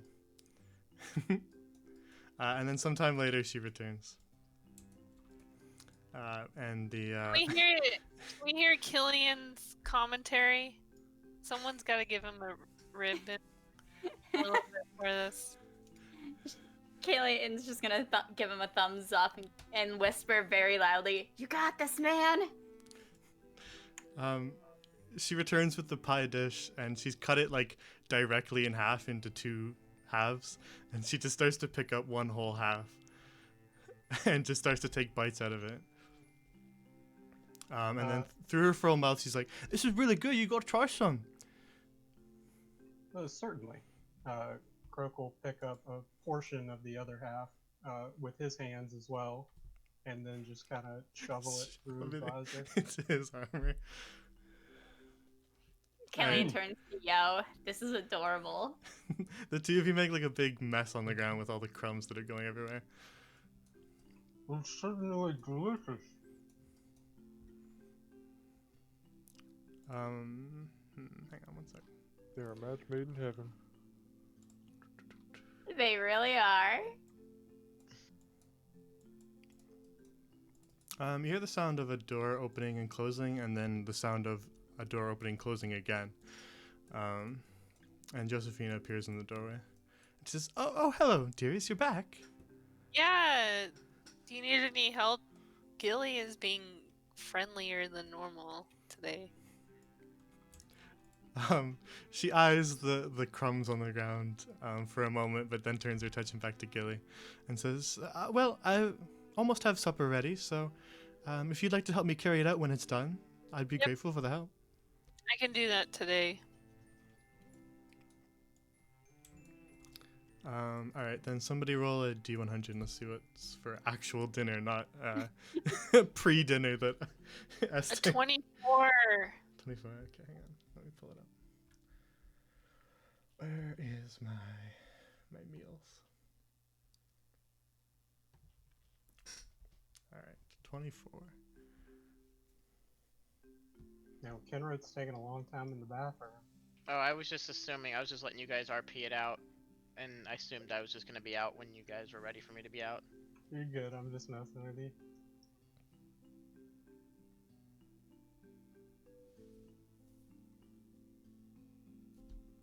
All right. So, Oh. Killian's still just holding this potted plant.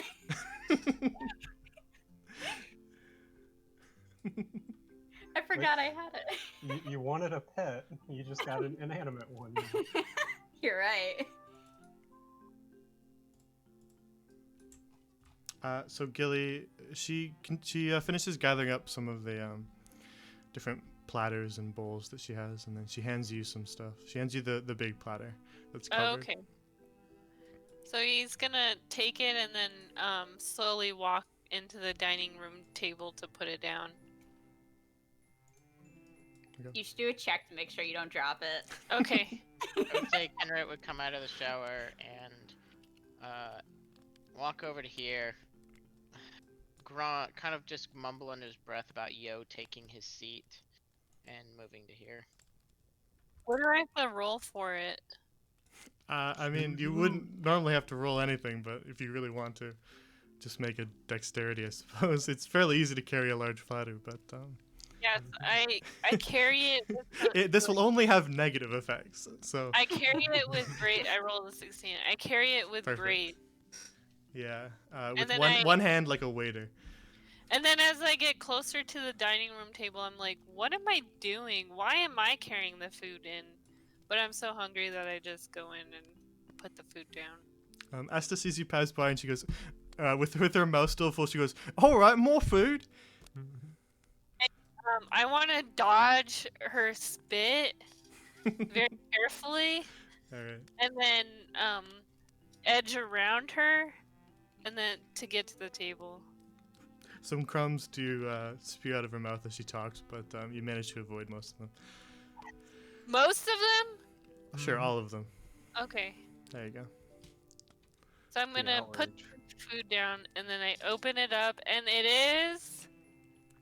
It is sautéed partridge in black raspberry reduction sauce. Okay, fancy. Okay, I'm into it. Much appreciated, Billy. No problem. You're the one that's normally doing this. Yeah, are you feeling Definitely. okay, Gilly? No. Okay, cool. I like that he's like, okay, cool. Just checking.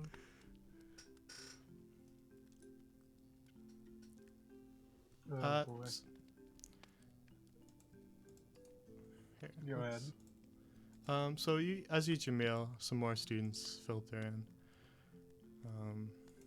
to also grab something to eat. Oh! Gilly puts his hands up when Amelia comes in, and he's like, can I borrow your notes? She looks a little stunned as you kind of immediately accost her. She walks in and she says, well, if you need help with something, I suppose I can help you study. Yes, I need help studying. Which subject did you need help with? And he whispers, all of them. Just thinking that. Sounds like you have your work cut out for you, but I suppose I can help where I can. Okay. I'll be willing to help as well, Billy, if you need some assistance. I'm glad to see that you are taking your studies seriously. He looks at Croak and he's like, sure, yes. I'm taking it very seriously. That's why I'm at school. Croak just vigorously nods in approval. Gilly thinks about the notes that he's taken in class and realizes that, as he's thinking about it, most of it's just like doodles of things that have happened, and then commentary about what he thinks the teachers look like, and he realizes he didn't really take any actual notes.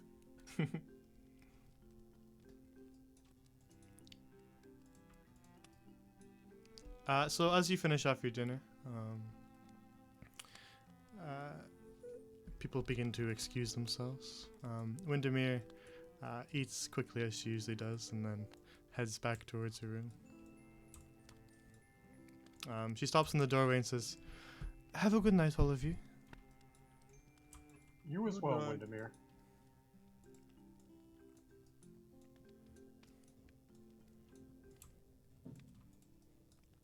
And then eventually, Amelia finishes her meal as well and heads off. And I would have bid her good night. As she Yeah, passed by. All right, she would bid you good night as well. Billy goes, Windermere? Is that her name? God, why is she dressed like she just crawled out of the gutter? Yes, her name is Windermere, and be nice, Kenro. I thought it was Windy. No, she actually does not like that name. I I thought you love would have Wendy. some class to enroll in this school.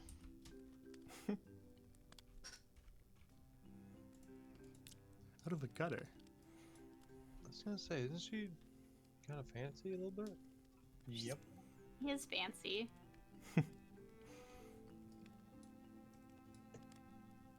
Poor Windermere. Everybody bullies Windermere, even if they don't Well- realize they are. Oh, some emo girl just popped up. Oh, that's Windermere. I thought we were talking about Esta. All right, I think we've figured out who my glory suffer equivalent emote is gonna be. She's already making the face. I was making fun of Esta when I said why she just crawled out of the gutter. Oh, you were talking to Esta? Yeah, because Alright. Esta looks like that. Yeah, I she can see definitely that. looks. Yeah, she always No, seems no, to no, have no, no. some No, dirt on yeah, her face. Windermere dresses with class. She does. She has But it's elegant less robes. funny if it was to Esta. Yeah, well, she like eats raw food and stuff. She's gross. Don't knock it till you try it. True. Mm. She's gross, says Kenro with Killian's spit wiped on his robe. Oh, that's washed off, and don't worry, Kenro will get his due. Actually, he did get his due. He's told the dead on her. All right. So as the hours of the evening begin to dwindle down, and dinner is finished, you can head off to bed, unless anyone has any other plans. Nope. I am going to spend a little bit of time writing, and then go to bed. Kenrod's going to put his new leaves on his desk All right. and go to bed. Well, good night, Esta. Sleep well. Croak will give her a salute. Yeah, you too. And she kind of punches you on the shoulder.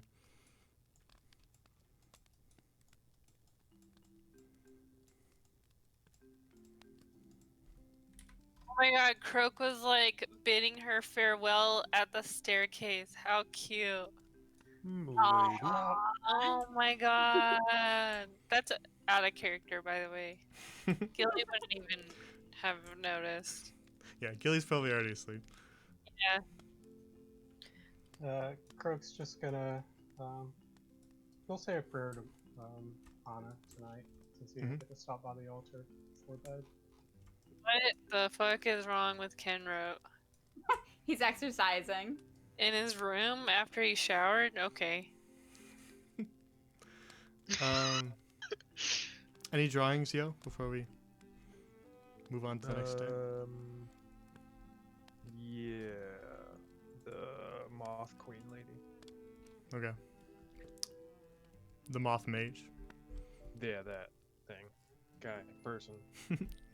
It's infected you guys that she's a queen. She's not a queen. She's so regal though. Wait, was she a boss monster? She was. Therefore, she is a queen. Kenro stands her. She's a dead queen, but If she breathes. Did you say if she breathes, she's clean? No, I was gonna go the inverse direction. If she breathes. Alright, then with that, everybody drifts off to sleep. And when you awake, I'm assuming probably croak nice and early. Yep. Crook will get up, and he will head towards the bathroom. Next awake would probably be Kenro. Wait, what? Oh yeah. So Kenrod's gonna wake up and kind of be in a bit of a panic, and he's going to quickly exit his room and start pounding on Gilly's door. Okay. I'll bring you there. Alright. Oh, yep. Alright, Gilly, you and- hear a knocking on your door, No, which awakes you. No, not Killian. Gilly. I said Gilly. Oh, sorry. Yeah. Gilly, you hear a knocking on your door, which I assume wakes you up because. Gilly. Yeah, Gilly. Gilly. I'm gonna wake up and then I'm gonna say, "Fuck off!" No, Gilly. It's quite important. I have something for you. Killian, Yeah. I think this amount of noise would wake you up as well. Okay.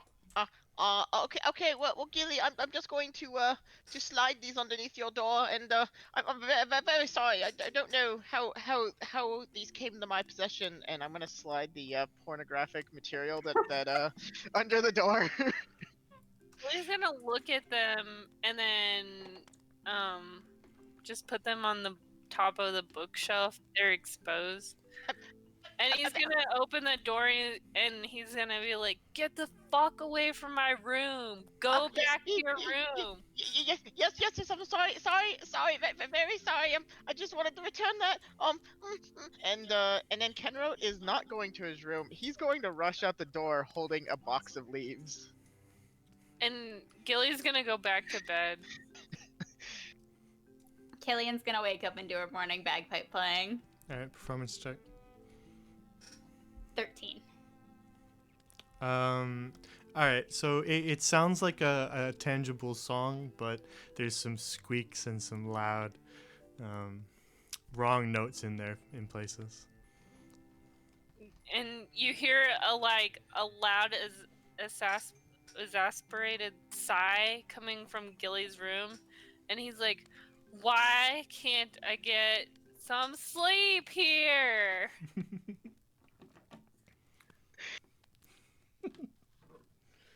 Seems like he's back to normal.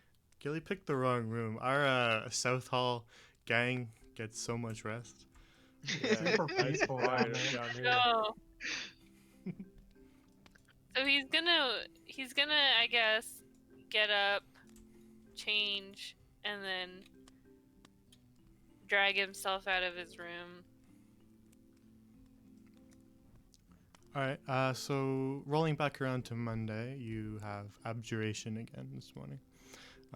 So to clarify how I'm going to start doing classes, I wanted you guys to experience one class from each school of magic, so that you would know kind of what you were studying in each of them.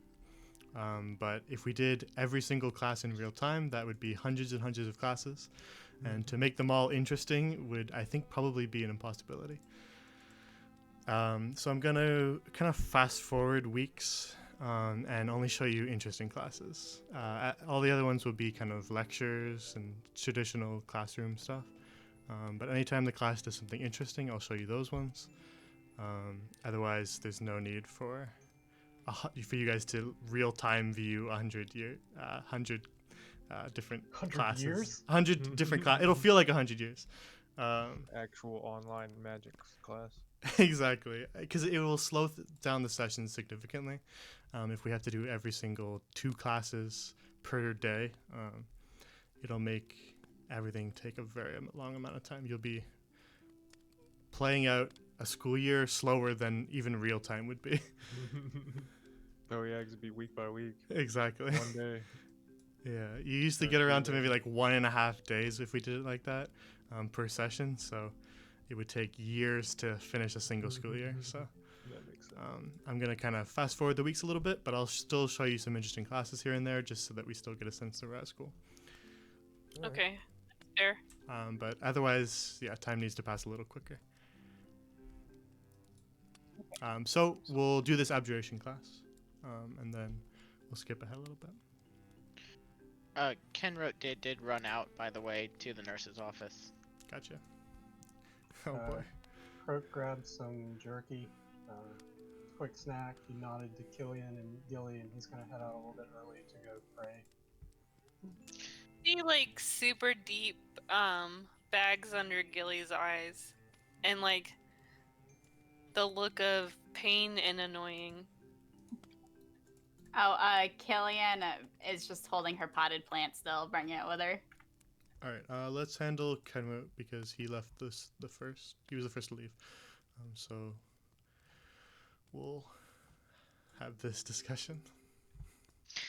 Kenrote bursts into the office and goes, yes, yes, Miss Dallas, Miss Dallas.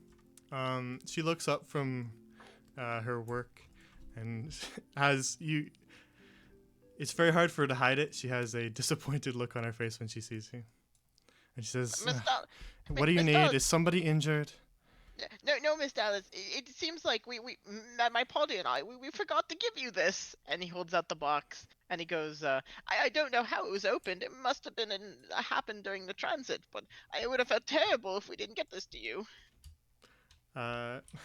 She pauses for a moment, and then realizes that you are speaking different and says, "Oh well, I suppose that's not too much of a bother. If you'd like to give it to me now, I'll take it." Of course. I'm sorry for the delay. I'm very, very sorry. It's very unprofessional. She takes the parcel from you. And Ken goes, all right, well, I have to get to class right now, so I'll see you later, ma'am. All right, take care. I wouldn't want you to be late. Kenrote leaves.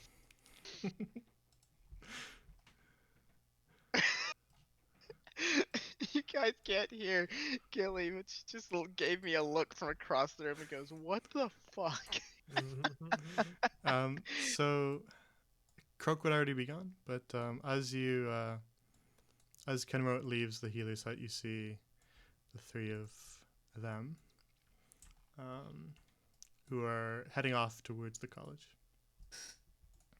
And Gilly shoots Kenro a glare as he's like dragging himself to class. Good morning, Gilly. Why couldn't you just do that later?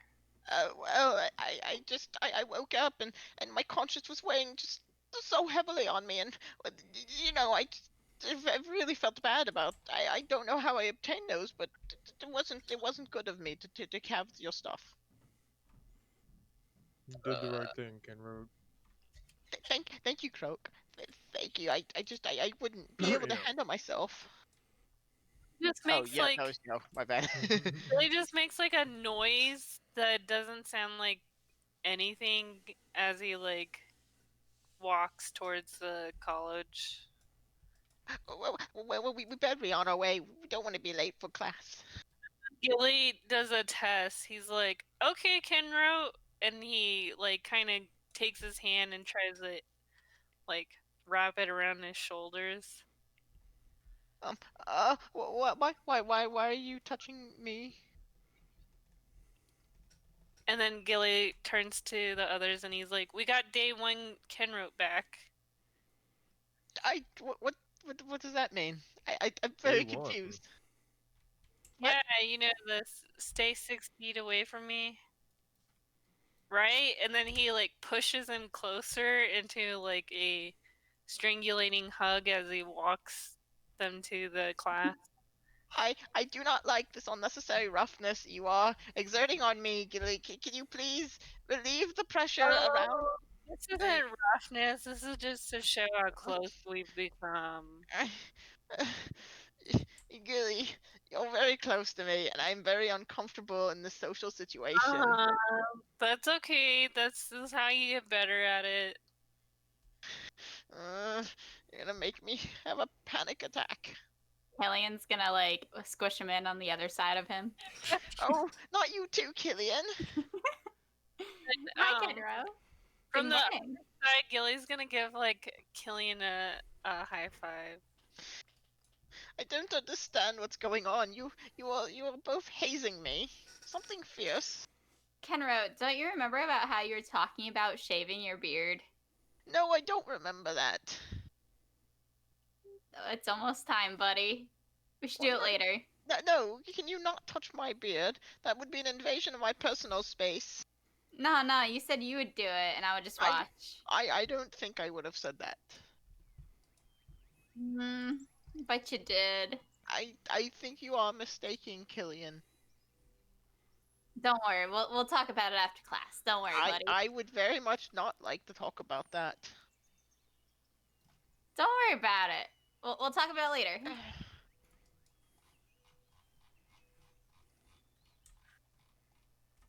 All right. So Croak would be over here, but the rest of you are together. He turns the doorknob until it shows a sword and enters the shrine. All right. Just saying your normal prayers then. Just a little specific one this time, but it'll Okay. be short. Croak, please don't take too long. We're about to be late for class. I left early. Oh. Gilly, don't take too long. We're about to be late for class. Oh, don't you want to be late? And he like walks even slower up the stairs. Gilly! Gillian, we're going to be late. Oh, we won't be late. Don't worry about it. You want me to just go ahead and do it here, Jay? Yeah. Okay. So Croak approaches the altar and places his sword blade down and kneels. Okay.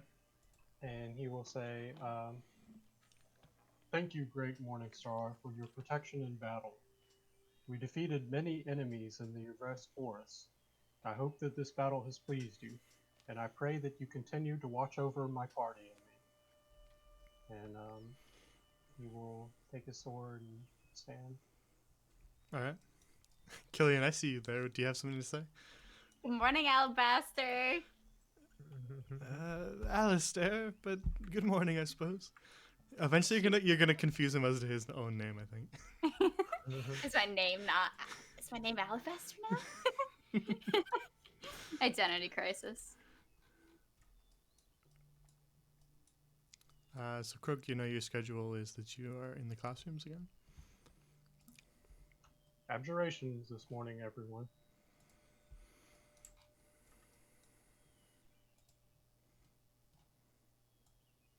All right.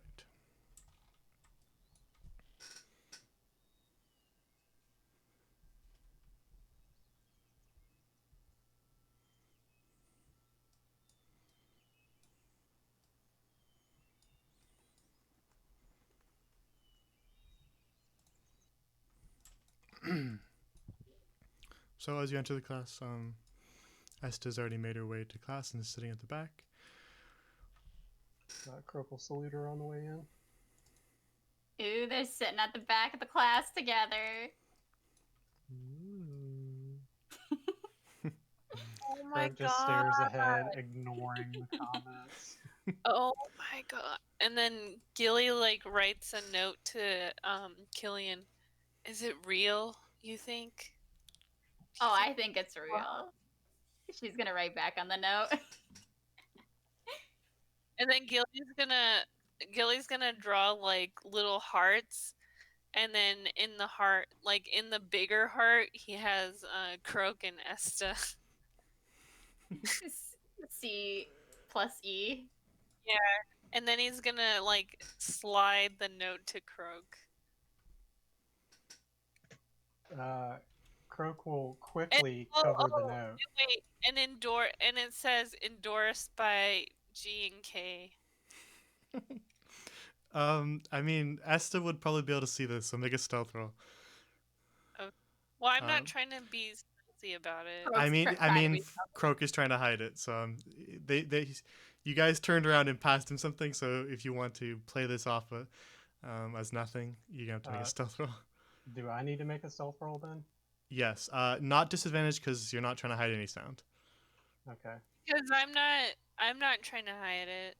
So I got a 7. All right. She's gonna just kind of turn towards you and say, "What you got there, my boy? Passing notes in class?" I believe it's a message from Gilly and Killian for me. Top secret, eh? I suppose. and can I hear that so I could say show her? She's not trying to be. She's not trying to be quiet. Yeah. Okay, so I'm gonna say, why don't you just show her, Croak?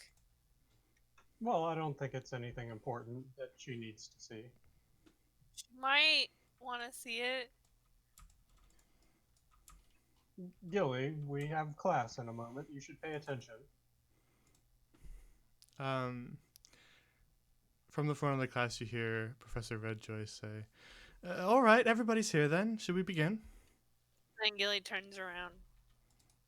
I don't know how to turn my picture. I got it. Okay. So Professor Redjoy from the front of the class says, "Did everybody have a good weekend then?" Kenrout pulls out a grenade. I did not mean to click that. Croakle nod. um,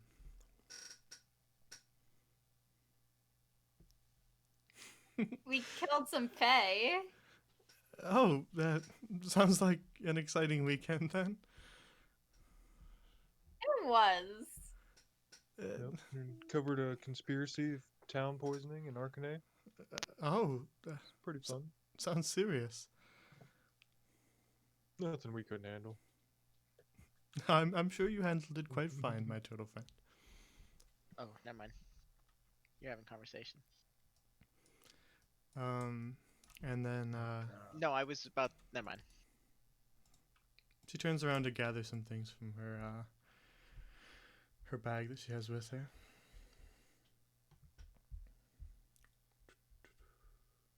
And says, "All right then, let's begin class.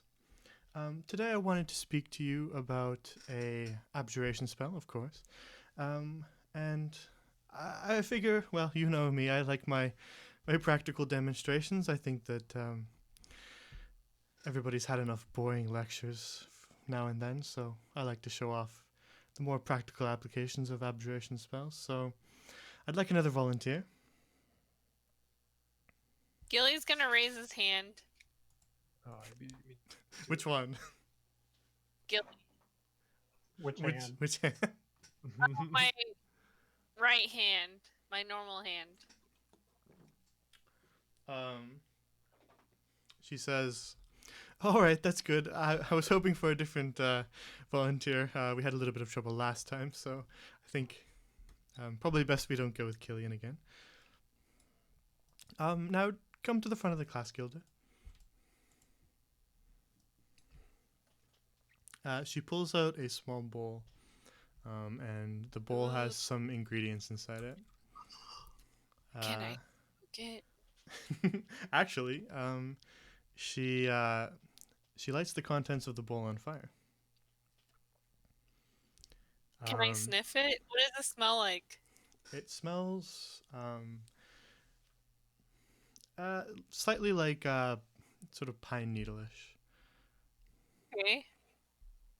But it appears to just be a small leaf and a couple little pine needles in a bowl, and she allows them to burn for a couple moments, and you smell the smoke kind of rise up. Smells good. She waits for it to turn to ash, and then after it turns to ash, she says, "All right, stand still for a moment, then." Okay. And then she reaches her hand into the bowl and grabs a handful of the ash, and then she says, "Now, I hope you don't mind, but I'm going to sprinkle this over your head." Sure. And he like dips his head a little bit to make it easier for her. Yep, she is shorter than you, so she appreciates the gesture. And she reaches up over your head and then begins to sprinkle the ashes. And she says, "Now then, the spell that I've cast on you is called Pass Without Trace. And it helps you pass, well, unnoticed through environments where maybe you don't exactly want to be seen." Oh. And Gilly's like, this sounds good. He said, this is cool. It sounds like something that someone might use to be up to no good. You know, those ashes getting to you, Jay? Yeah, exactly.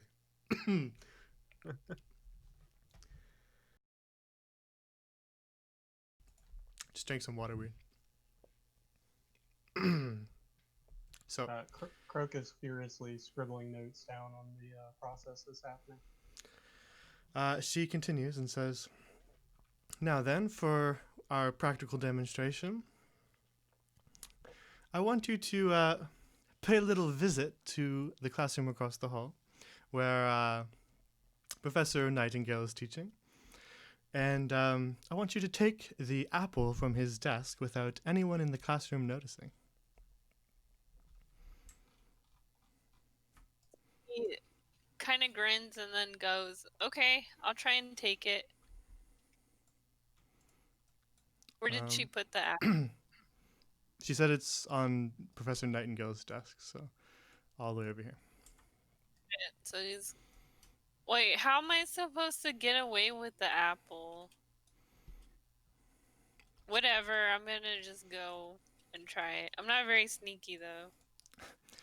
She follows you into the hall to make sure that you're actually going in that direction. And then he goes to the back, and getting distracted, he sees Venice, and you see like... Wait, I gotta think of something. Give me 1 sec. No matter what you do, it's likely going to be a stealth roll. And you are going to get a... because she's cast Pass Without Trace on you, you are going to get a +10 to whatever roll you have.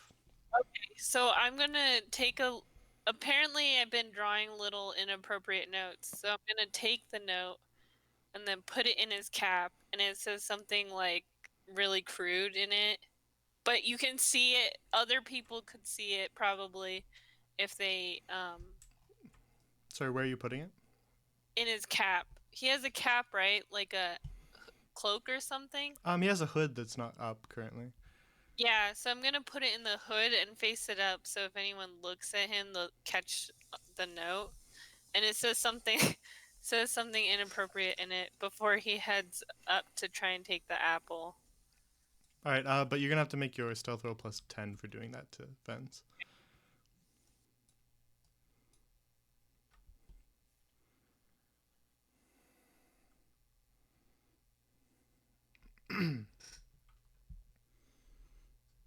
I got a 16. Sorry. All right. He doesn't notice. Okay. As you kind of stealthily make your way up to the front of the class, you can see that the rest of the class, they're in Theophilus Nightingale's class, so they're drifting off slightly. They have sort of heavy eyelids, and none of them seem to notice you as you progress towards the front of the class. Professor Nightingale is focusing on drawing something on the chalkboard. Okay, while he's drawing something on the chalkboard, I'm gonna quickly take the apple. All right, then it's going to be one more stealth roll to take the apple. I got a 31. All right. He does not notice you grab the apple. Then I'm gonna take it, and then take another drawing and try and put it into Venice's hat. All right, that's going to be one more stealth roll then.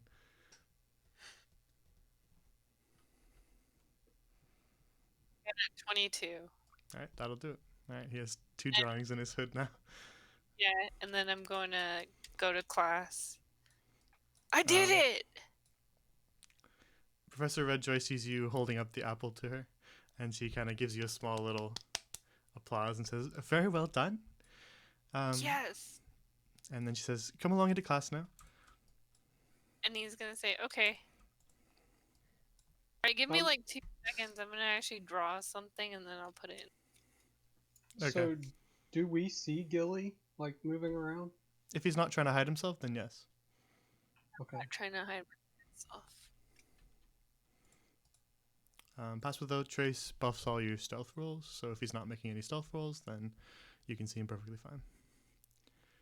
He didn't turn invisible or anything like that. Okay. He just has a thin layer of ash kind of all over his face and shoulders and hair.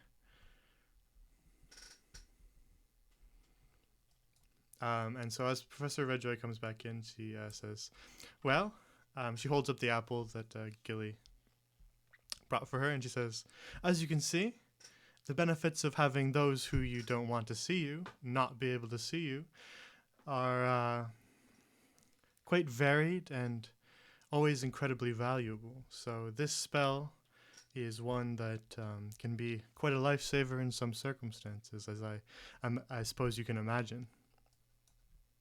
Ken Rote would like to quickly make a perception check to make sure there's no one using Pass Without a Trace around him. All right. I mean, go ahead. That's a pretty good perception check, but that plus 10 might beat even that. There is no one around you. Okay, Ken Rote is at ease. Gilly is sitting at his desk. And she continues to explain sort of the ins and outs of that spell, a couple different applications that she's seen or read about from history. She discusses thieves breaking into vaults using the spell, but she also discusses daring escapes from bandit hideouts that people have reported using that spell. And then she tells you about the components that she used in the spell.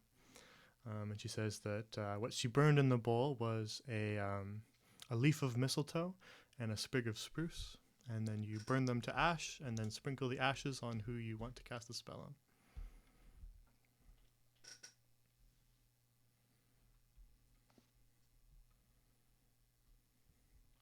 So she continues for the rest of the hour, describing Pass Without Trace. And then when her lecture is finished, she says, I suppose that's enough for today. So I'll see you all next week then.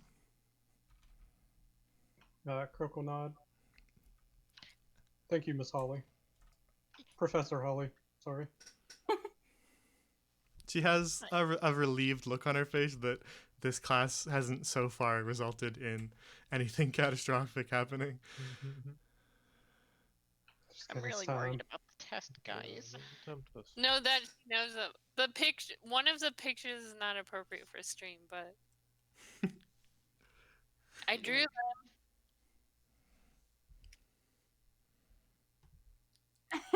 Jesus. Wow. Nice. Nice. Way to christen the art channel. I know, right? I have them under a spoiler. That's true. Yeah.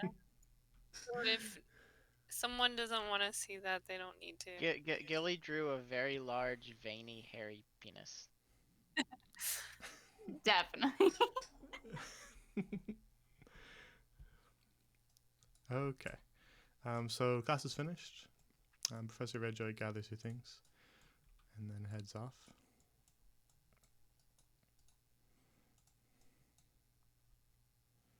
So I want to spell. the class, like when our class is done, I want to leave and then see if any, like, does this spell last longer so I can stealth and see if anyone notices he has inappropriate drawings in his cap. You can give hiding from everybody a shot if you want. Okay. What, do I have to roll something for that? A stealth roll. Yeah, that's what I was gonna ask. Like, how long does it last? Well, we'll see with this. Oh, okay. So make your Yeah, stealth right roll, out, but right in the middle. I rolled a 14. and Or is it- would it- before. That was what you rolled? A 14. Okay, that's without the 10? Yeah. Alright, then it stays a 14. Okay. Well, can I hear them as they're getting up if they notice it? It doesn't really. I'm not gonna. I just want to know if they see the pictures or not. Well, you succeeded that stealth check, so Vens doesn't notice. Oh, okay. And they begin to kind of file out of class. Sophia kind of giggles a little bit, and Vens just kind of turns around. She goes, "What are you laughing at?" And she just goes, "Nothing, nothing." And then he's gonna turn around and walk back down the hall. He sees you in the doorway, Gilly, and he just kind of shoots you a dirty look and keeps walking. And he like waves at him pleasantly. Did anyone else see it, or just Sophia? Sophia was walking behind him, so she saw. Oh, okay. Would we have seen it, like us standing in the doorway? Yeah, in the doorway, you would have seen something in his head. Yeah. Nice one, Gilly. Yeah. Just shh. He's like, shh, don't say anything. I don't want to get in trouble. Hearing that, Croak just mumbles under his breath, "Troublemakers."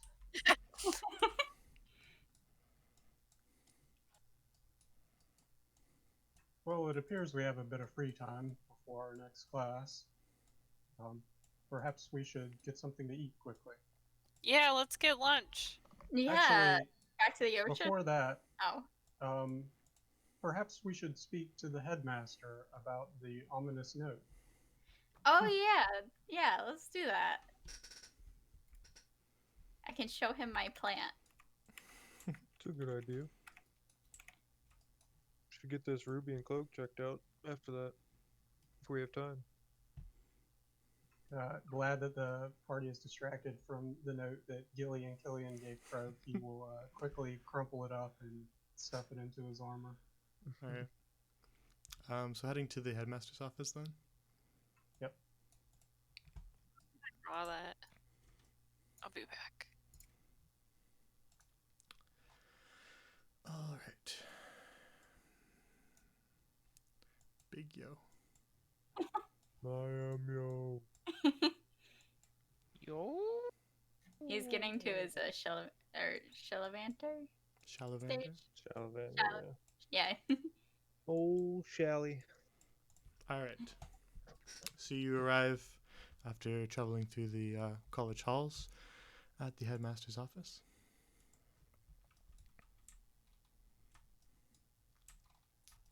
I'm assuming you probably knock on his door. Oh yeah. Yeah. I always think it's just open. Yeah, I should put a door there. He looks up from his work. He has a couple different books open in front of him, one in each hand, and he yep. Oh, Kenroach is gonna kind of narrow eye him because he's a lich and kind of an abomination to Brava, but whatever. Greetings, Headmaster Charlemagne. How do you fare today? He looks up from his work and says, "Oh, hello, students. I'm quite well today. Yourselves?" Croak, in the midst of saluting him, "I'm doing quite fine, sir. Actually, I have something that you may want to look at." Got this plant. Well, I suppose I can take a look. What exactly is it that you want me to inspect for you? Well, during our time off this past weekend, we visited the town of Arkingay and found that they were being attacked by the Fae in the Ugress Forest. Upon That's realizing a shame. this- That's a lovely town. Certainly. Upon realizing this, we ventured out into the forest to assist the Sanos, the apothecaries in town, with recovering a antidote for a poisoned woman. While we ventured into the forest, we found a Fae encampment. I The Fae understand. were hostile, so we eliminated them. After eliminating them, we searched their structures and found the antidote, as well as this note. And he will hand the note over. he takes it with his bony fingers, and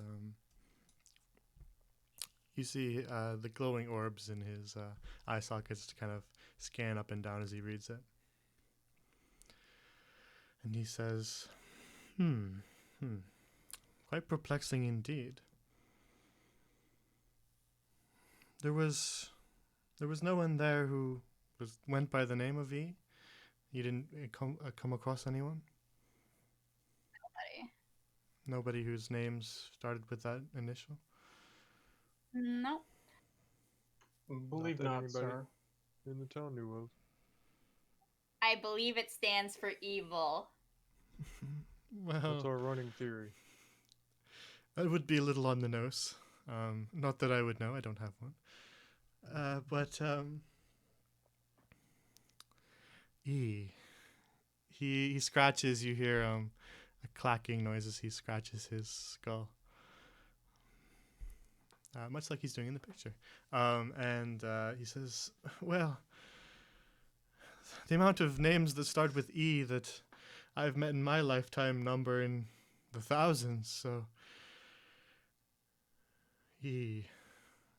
I'm afraid I might not be of much use here in identifying your mystery agent here." Understood, sir. We just wanted to bring it to your attention. I'll look through my notes and call you back to my office if I get any sort of lead involving any E's.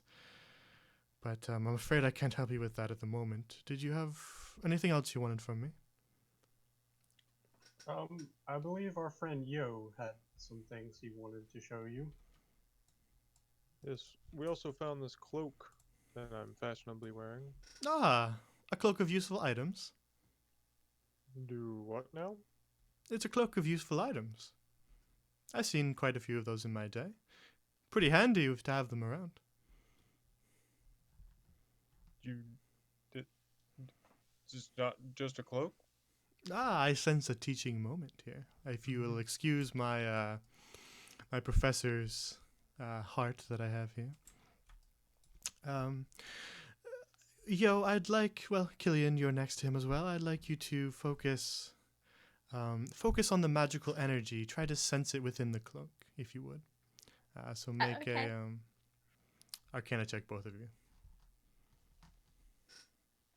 Is everyone making Arcana checks or just them two? Just those two, because they're right next to each other. 9. 10. Because a lich is near you and is helping you, you're going to get advantage on those rolls. Focus a little harder, students. I believe you can accomplish this. I rolled a nat 1. 13. With 13, you can distinctively tell that there's a magic aura. You're not quite sure what it means, but the magic aura is not coming from the fabric of the cloak itself. The magic aura is coming from the individual patches on it. I sense something, but too inexperienced to know what. He says, "Well, good effort anyway." Jeez, Killian's rolling very badly.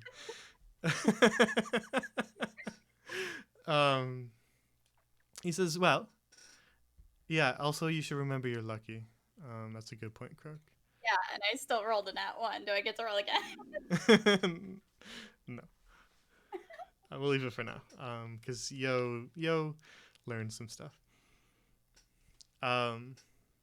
He says, "Well, a cloak of useful items is an enchanted cloak where the enchantment is not placed on the cloak itself, it's placed on the patches that are sewn onto it. Did you sense any energy coming from the patches or from the cloak itself?" Just the patches, actually. Very good. That's because the patches are magical. Now, I'll leave this to your discretion if you want to use one of them at this moment to discover its use, but I believe you see the different emblems on the patches. Yes. Well, should you peel off the patch with your fingers, the patch itself will conjure the item. Oh. Interesting. That will come in handy. I think Um, I gave you a list of what was on it last time. Do you want that You again? did, but can you refresh us? Uh, if a you have it? dagger, a lantern, a mirror, a rope, a sack, a ladder, a potion, a boat, and a horse. Mhm. Wait, A horse the Uh, whole time. That's hilarious. Okay, got it. Thank you. Now, I'd advise you to I think I got it. use some discretion when deciding when to use those patches. You'd hate to waste them, of course. Yeah, no kidding. Do you know where we can get more of them? The patches? Yeah. No, it's not a very rare item, but you'd have to find some sort of wizard who's capable of doing those sorts of enchantments, and you'd probably have to purchase them off of him. I see. is there anybody in the school that knows how to do it? I believe most of our professors are a little busy to be handling things like that. Something for another town then. I A suppose. larger town than Arcanay. Yes, Arcanay sounds is a good. rather simple town, but lots of good people there. Yes, we were glad to help them. Now, is there anything else you wanted from me? Oh yes, actually, we found this ruby. I was wondering if you could take a look at it. Um, are you holding up the ruby to him? Yes. He looks at it and he says, Oh, well, it's not something I've seen before. Haven't come across one of these. It's interesting. It's definitely no ordinary ruby. I've seen those before, and this is not that.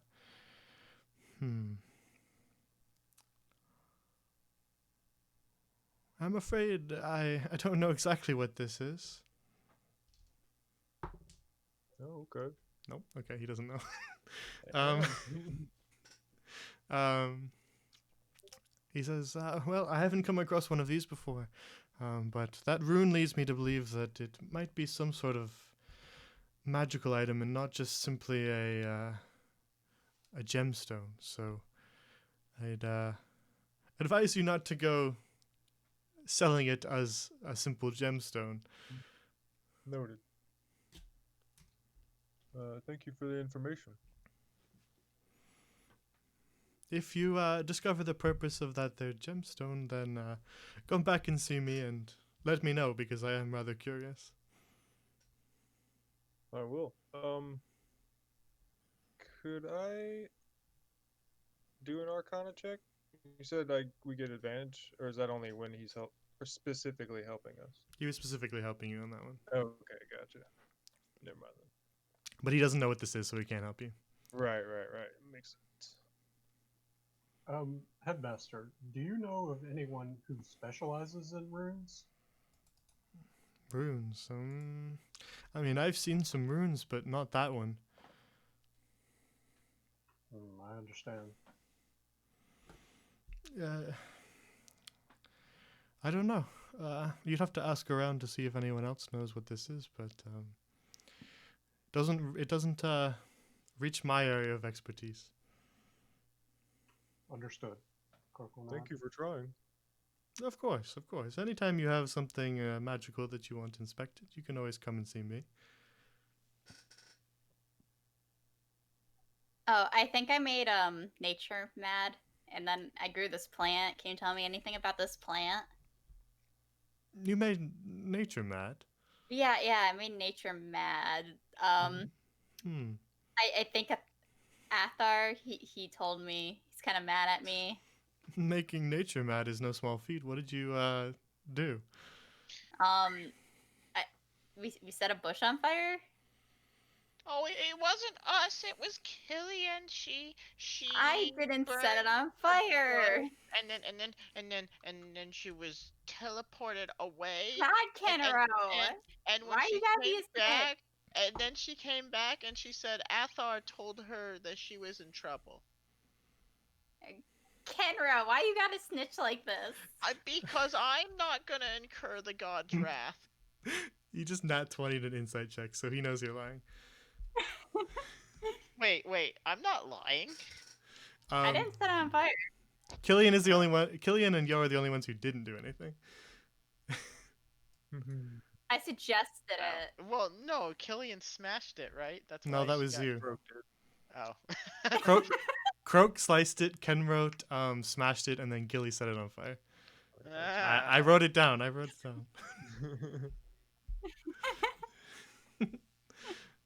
He looks back towards you, Killian, just kind of ignoring what's happening over here. And he says, well, angering nature is probably not ideal for a nature cleric as yourself, huh? Yeah, not really.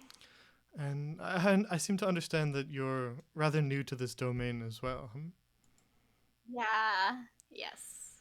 Well, Athor isn't exactly my patron deity, but I do know a little bit about how worshippers of Athar seem to operate. I can give you some advice. What deity does a lich follow? That's Kenrop kind of says while kind of eyeing the headmaster. that's a discussion for most likely another time. Hmm.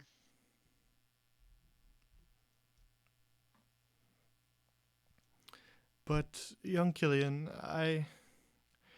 from what I gather, followers of Athar, they make small offerings in the form of plants. They plant saplings and seeds, and they make those offerings at typically an altar of Athar.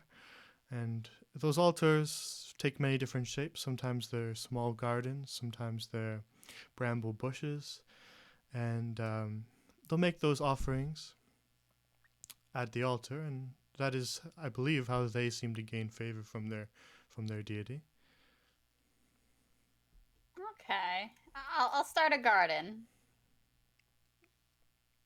I imagine that might make him happy. Yeah, I could do that. I got this plant to start off with that I got from some magical maracas. He's gonna inspect that, and he's gonna roll Arcana. He says, I've not seen a plant like that before, though I get a strange feeling that it's rather... I think you should take good care of that plant, Killian. It will never leave my side. Well, I imagine most plants want to be planted in the ground, but it's up to you to interpret your own deity's will. Nah, I gotta keep this plant with me. All right, then.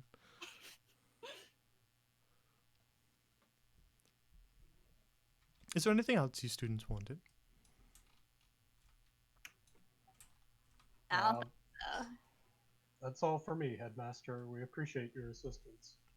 Of course, that's what I'm here for, to help my students. Gilly still needs to read the book. He hasn't gotten around to it yet because I keep forgetting. Did we ask him about the name E? He did. He said he knew thousands of E's, but that it was hard to narrow it down to just one. Did we show him the letter? He read the letter. No. Huh. Yeah. Croak showed him. Okay. Well, if that's all, I believe we'll take our leave now. Thank you again, Headmaster. Croak will salute. All right, run along. Lunch is almost over, and you need to be eventually getting to your next class. Certainly. Thank you, sir. He sits back down at his desk as you leave the class and picks up his books again, one in each hand. You see his eyes kind of flick back and forth between the two of them.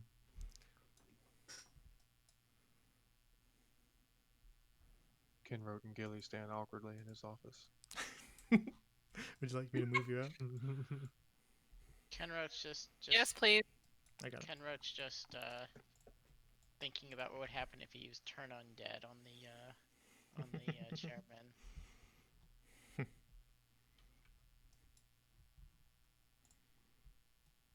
He's not going to, but he's definitely thought about it.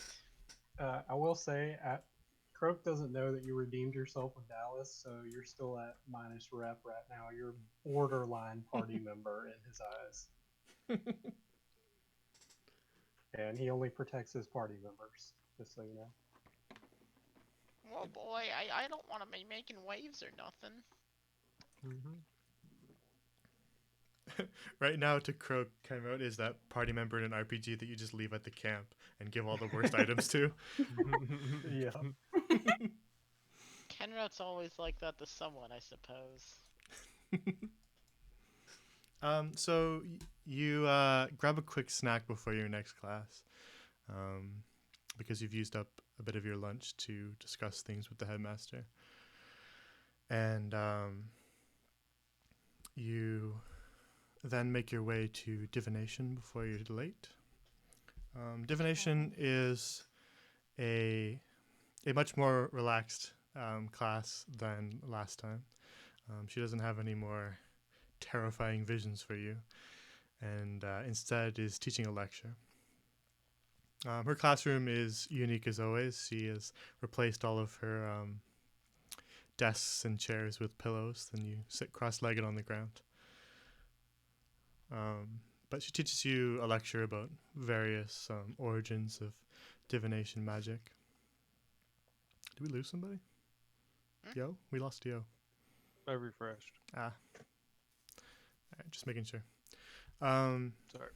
And then her hour passes by, and she dismisses her class. And the rest of the week, unless you guys have anything specific you want to do during that week, passes rather uneventfully.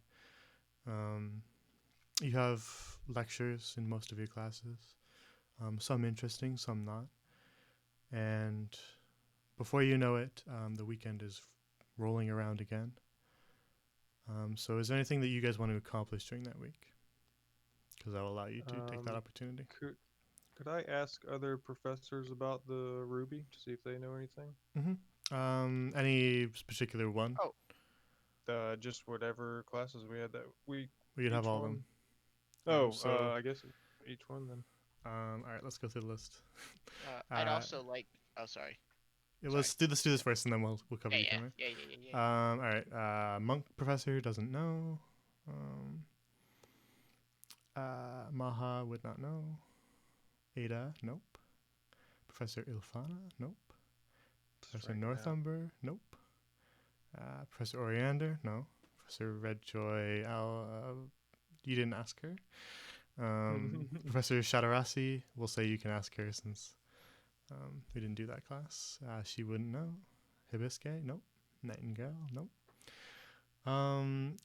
Did you go to Swordcraft this week? Because you don't have really any reason to. Yeah, honestly, no. Then no professors, no. Dang. It was worth a try. That's all I wanted to do, I believe. I don't think Croak would have done anything other than his regular prayers, and maybe he visited the blacksmith to maintain his armor and weapon after that fight. All right. Can- Kenra, what did you want to do? Sorry, just because I know he added an idea, so I want to let him do it now. Hello? Kenra? I'm sorry. What? You said you had something you wanted to do, so I just wanted to let you go next. Yeah. At some point, I wanted to go to the blacksmith. Okay. And do you want like a whole conversation, or would you just like something simple? how much would he charge for heavy armor? Depends what you want. Just some heavy armor. I'm not picky on what kind. Are you asking for plate, or what armor do you currently have? Sorry. I don't know what types of heavy armor there are. You got ring, you got chain, you got splint, and you got plate. Can any of it be purchased for 50 gold or less? Ring, but and you might already have ring. Let me double check Well, here. I don't. I know I have Uh, scale right now. All right, then you're. Yeah, you can put in an order for ring, for 30 gold. Oh, for 30 gold. I believe. Let me double check. Wait, you have scale armor? Correct. I have medium scale armor. If you're Oh, Croak. go ahead. No, what? Wait, what armor was I gonna go for again, Luna? I think you were looking to pick up medium as well. Chain if you want to remain sneaky. Scale if you don't mind having disadvantage on stealth. Nah, it's not worth it. So ring. It gives me a plus 14 AC. Is that what it does? Plus Am I reading that 14. Is that correct? That seems No. way too high. Okay, that's what it says. Ring mail AC 14. So I was confused. How much does ring mail give you? A plus 14 to your AC would make you untouchable by pretty much everything in the entire game.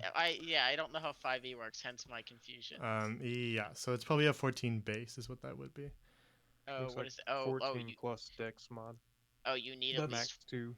That's for medium. So Oh, yeah. Kenroad, if you're looking to increase your AC, you're fine with medium right now because you get plus Dex modifier on it. Heavy, you do not.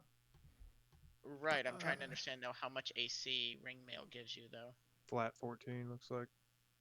Oh, it's just From a this flat. site. Oh, I see how that works. Okay. I will add, Alright. Kenro, your AC is already high. You don't need to feel like you're No. vulnerable. Oh no, I'm aware.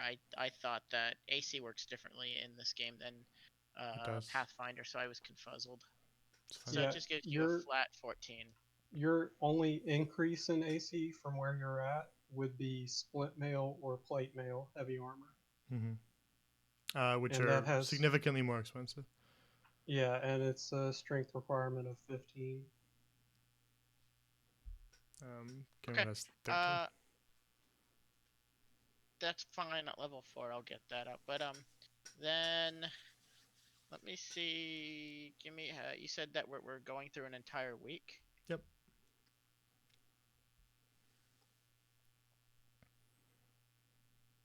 So if there's anything you wanted to ask a specific professor, if there's anything you wanted to accomplish, if you want to spend it studying hard, if you want to spend it relaxing, we're doing kind of like a persona skip, where you, bookkeep basically.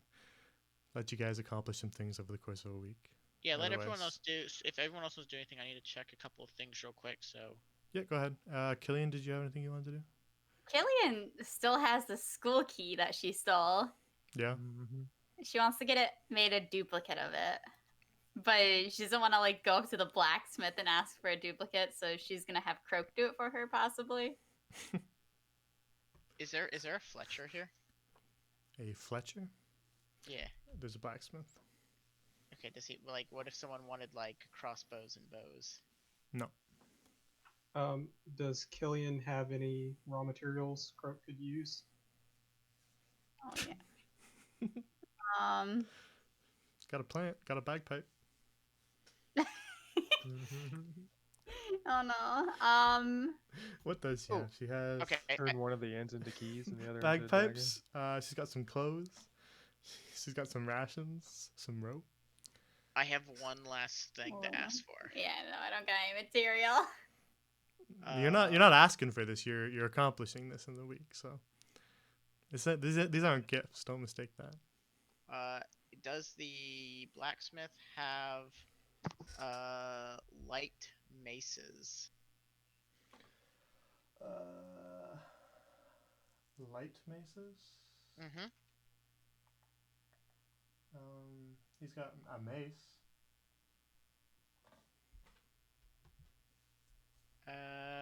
He can make you a mace. I thought there was one that was light. Maybe it was a Morning Star. Let me double check.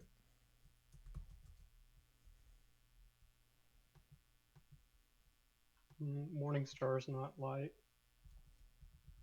I didn't think so.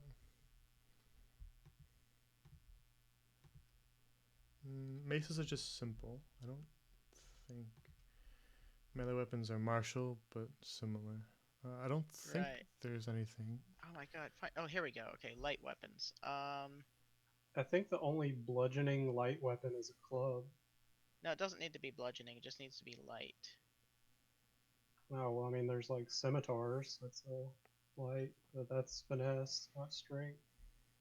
Club, light hammer, sickle, crossbow light, scimitar. I don't know why I wrote light mace. I guess I was dumb. Okay. Well, I need a light weapon, and a good light weapon is probably going to be the hand axe, which is 1d6. So I would be interested in. Sorry, what are you getting? Hand axe? Or a short sword. Yeah. We'll do 2 short swords. I'd be interested in. 2 short swords? Mm-hmm. So you're placing your order. You're not gonna get these right now. Okay. Because he is a blacksmith and he's gonna have to make them for you. Short sword. If you had better rep with Croak, he would offer to give you his 2 hand axes. Dang. 2 short swords. That's gonna be 15 each. 15 each. Mm-hmm. I'll just do 1 short sword then. All right, then that's 15. Wait, 15 for one? Oh, they're 15 each. Yeah. Mm-hmm. Cool. I'll do that. All right. Then he will get to work on making you a short sword. Killian would like to put an order in for a hand crossbow. All right.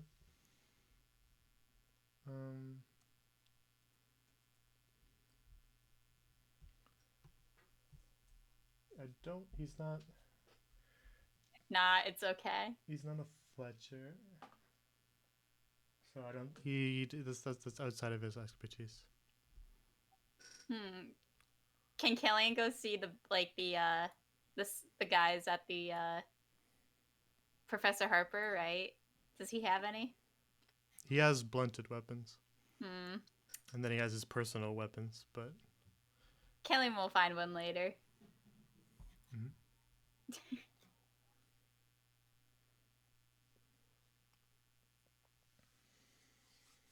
Okay, I'm good.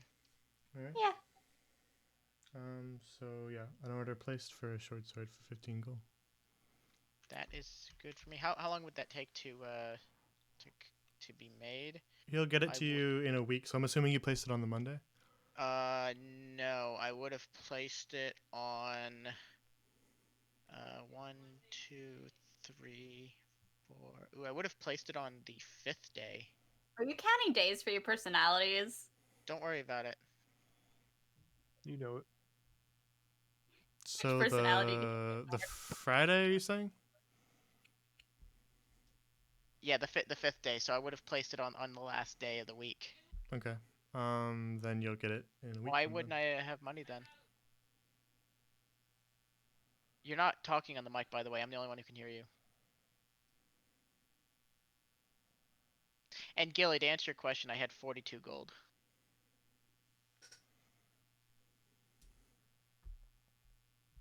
So Gilly, let me mute myself because Gilly's talking to me and you guys can't hear it.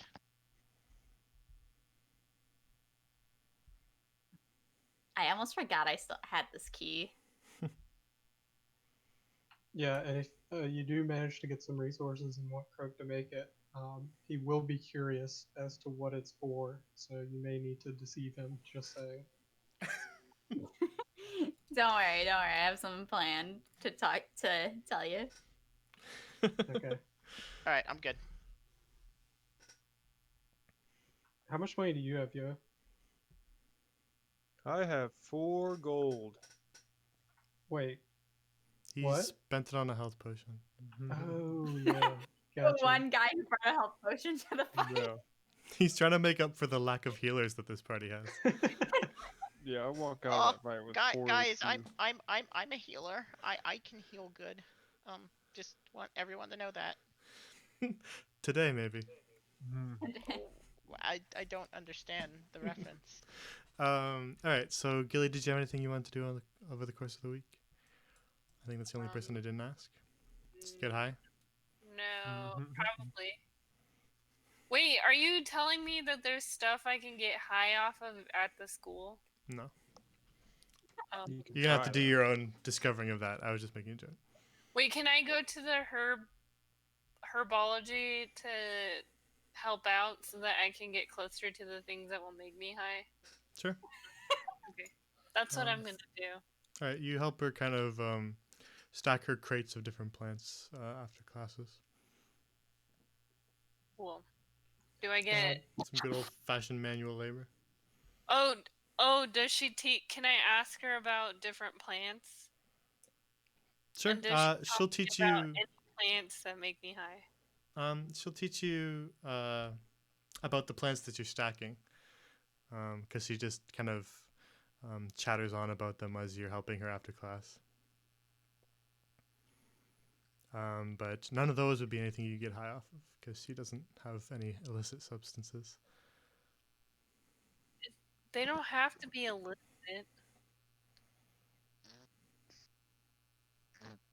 I mean, she doesn't. She's not going to describe getting high on anything if that's what you're asking. Okay. I think you have a problem, Gilly. Gilly's probably not that dumb. Can I ask her if there's any in particular that can be smoked? So Any of her plants that she was having you stack, or just in general? I just want to know in general if any of those are plants that can be smoked.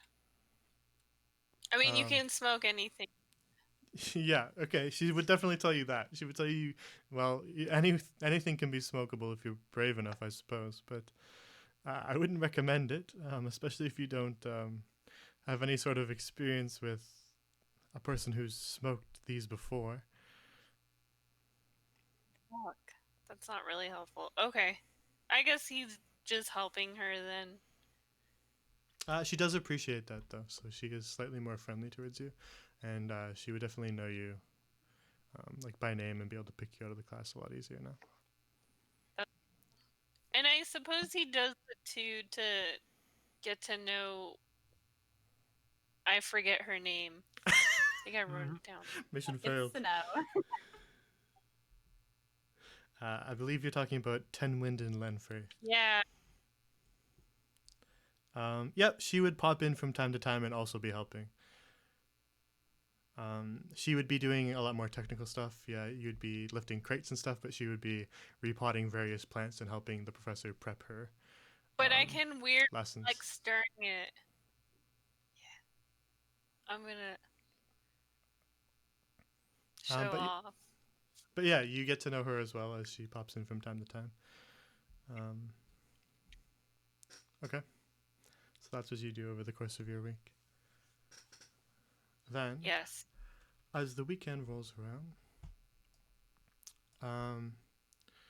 you all, depending on where you all are, but on the Friday evening, you each individually get the patch on the shoulder of your robes lights up, and you get another voice call. Oh, so this is Friday? Mhm. Okay, so the same day that I put my order in. Yep. Oh, shit. And I also want to read a little bit of the book. Yeah, we'll say you can do that bit by bit each night then. Okay. I don't want to overload you with a lore dump because this book is longer. But I will tell you vaguely what it's about. I'm ready It's the story of. So this was The Lonely King, for those who don't remember, was the title of this book. So this is a story about a ancient king of Lyrethia, from a very long time ago, who has long since passed. And it's the story of King Linian Montbray. And a long, long time ago, he lived happily with his beloved wife. And soon after their marriage, they conceived a child, and his daughter was born. But his wife became ill from that. And shortly after the birth of their daughter, her health dwindled, and she became sickly and passed away. And this caused the king King Linian, to become distraught, and he sealed himself away with his family in his castle. He didn't leave the castle grounds. He just had his servants kind of attend to everything. And he just kind of stayed with his family in his wing, his remaining family. But this period of sort of depression didn't last for too long. After around a year, he slowly began to return to his normal life. And he began to smile again. He began to leave the castle again, and he raised his daughter over the course of the next couple of years into a fine young woman, the Princess of Lyrethia. And he was a beloved ruler. The people felt sympathy for him after his suffering, and they rallied around him, and he became a rather beloved king of Lyrethia. But several years later, in fact, when the princess was a teenager, one day she vanished without a trace. And some claim now from the stories that she was kidnapped. Some claim that she ran away of her own volition. Some claim that she just disappeared into thin air in a puff of smoke. And the king, he conscripted massive search parties to look for her, but they could not find a single trace of her. And yet again, the king was devastated. He retreated back to his wing of the castle and didn't leave. First his wife, then his daughter. He found himself surrounded by mourners, but entirely woefully alone. And he did not leave that wing of the castle for years and years and years. He wasted away. He didn't eat. He became sick and refused any food that his servants brought to him. Soon after, he followed his late wife into the arms of the bride and groom, and he passed away as well. And that is where the book ends. But on the last page, there's a footnote that has been scrawled in ink handwriting. And that footnote says, "I have spent some time exploring the disappearance, in quotes, detailed in this book. I was unable to find any trace that could shed any sort of light on this missing princess." There you go. That's what you learned from the Lonely King. Just give me that footnote.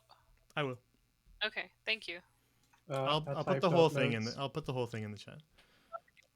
Because Okay, cool. I typed it out like in its entirety, but I gave you the kind of Cliff Notes version of that.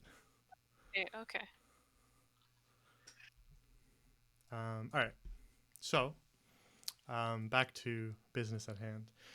Sometime Friday evening, the patch on your shoulder begins to glow again, and you hear the headmaster's voice, and it says, "Gilder, Croak, Yo, Kenrote, Killian. I believe we have some unfinished business with your detention period here." Oh, Boy. God, it wasn't forgot me. about this. Is there not someone I can pay to do this for me? So he does. The voice does not even hear you. It just continues on, and says, "Tomorrow morning, I would have you all wake up nice and early to meet." You know what? Let's do a roll to see what professor comes with you. Somebody want to roll a D12 for me? Everybody? Okay, who's it? Who's 10 and 9? Yeah, maybe I'll just let you pick. 1, 2, 3. Wait, did you want us all to roll, or you just want Killian? Hmm? Did you want us all rolling, or just Killian? I said somebody, but we ended up with two rolls. Okay. Number 9 is Professor of Necromancy Ada Silvestris. Number 10 is Professor of Transmutation. Anybody know his name? Anybody paying attention? Theophilius? Nice. Was that? Theophilus Okay. Nightingale. So Theophilus or Ada, pick. Because I don't really have any. I want Ada to come. I would say Ada as well. Croak's not too keen on the slime eating. 2 votes for Ada. Wow.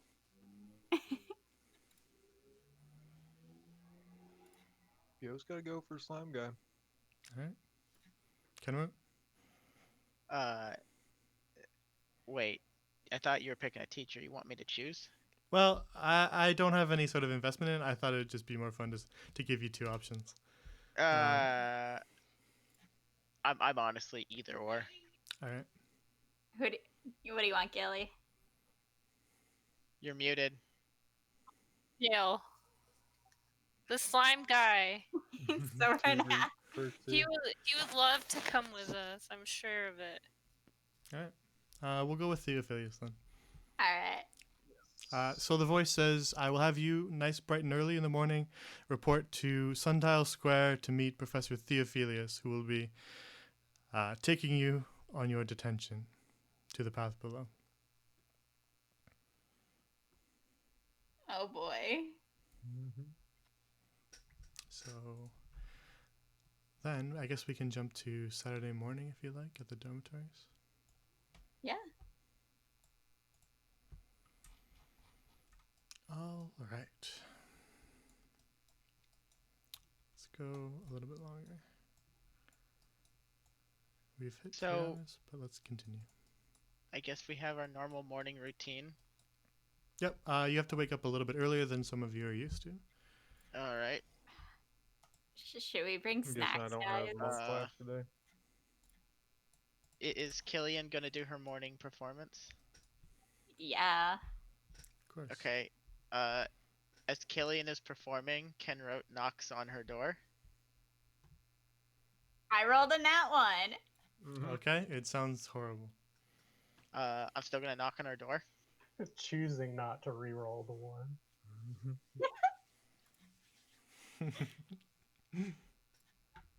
She's gonna answer her door. Well, howdy there, Killian. It sounds like you were having a mighty hard time with your morning performance. Well, maybe you just need a bit of a duet to help you out. Yeah, she's gonna start playing again. Hell yeah! And I'm gonna do my own performance check. All right.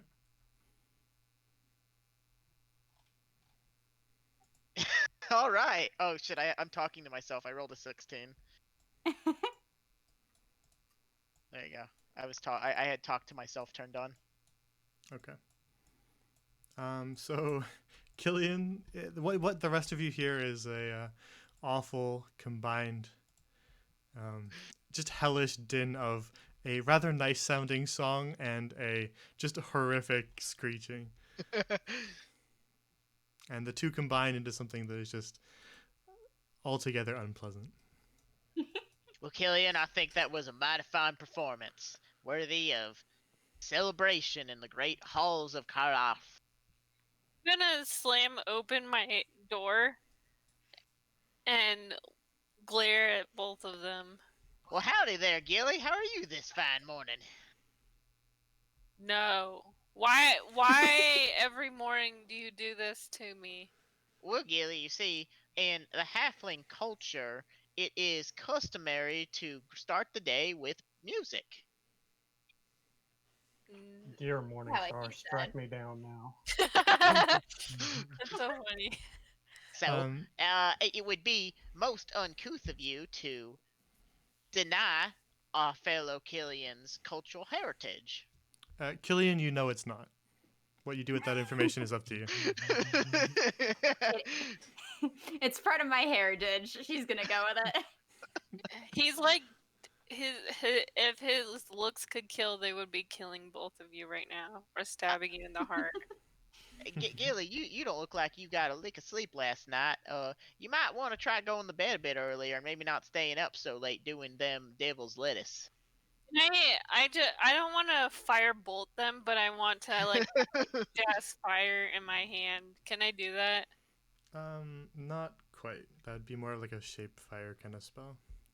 Damn And it! that's kind of out of your range. You can shoot a fireball at them, but that's about it. Gilly's I highly shoot. tempting. Oh, I shouldn't. Can I shoot it above?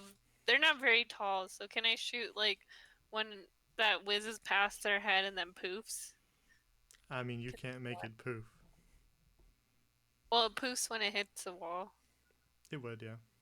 Okay, can I do that? Sure. Do I need a roll to use it? No, you're not aiming at them. Okay. Do you have to aim to not hit us? Do I have to aim to not hit them? You know what? Sure. If you roll below, do an attack roll. If you roll below a like a natural 5, then we'll say you hit them. I rolled a 20. All right. Then the bolt of fire skims Does across the Pat- tops of your heads and hits the stone wall behind you. Well, that was Oh. very rude, Gilly. I don't know what you were attempting to convey there, but we hear civilized folks use our words, not our violence. And he just makes a noise and then slams the door and goes back into the room. Well, he's grumpier than a dire bear woken up in the middle of winter.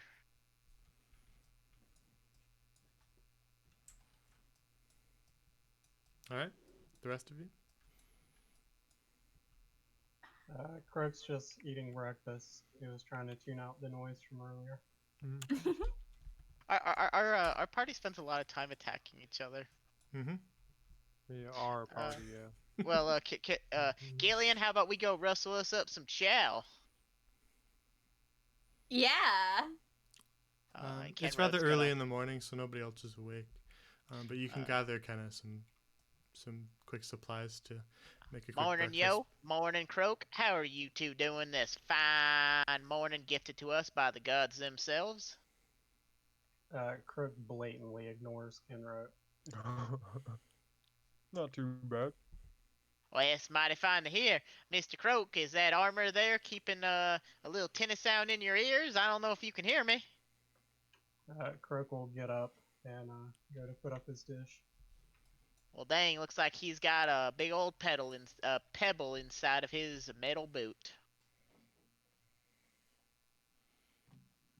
Indeed. He's grumpier than a goblin caught on we don't have Thanksgiving, do we? He's grumpier than a goblin caught on Harvest Day without a pumpkin.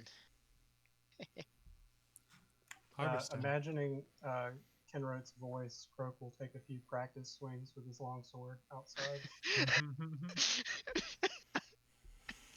I'm just gonna grab a few rations in the kitchen, and then stick a little piece of jerky in my, or actually that's not very little, a jerky in my mouth before grumbling and walking out,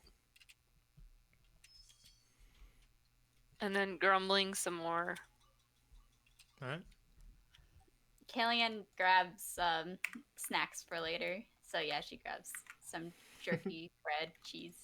She also makes a point to leave the plant in her room. She's not bringing it to detention. Okay. So, I should point out, Kenroat does not have his shield equipped. He is wearing armor. No. he's still wearing his scale mail, but he's got his crossbow out, so he can't use his shield. Gotcha.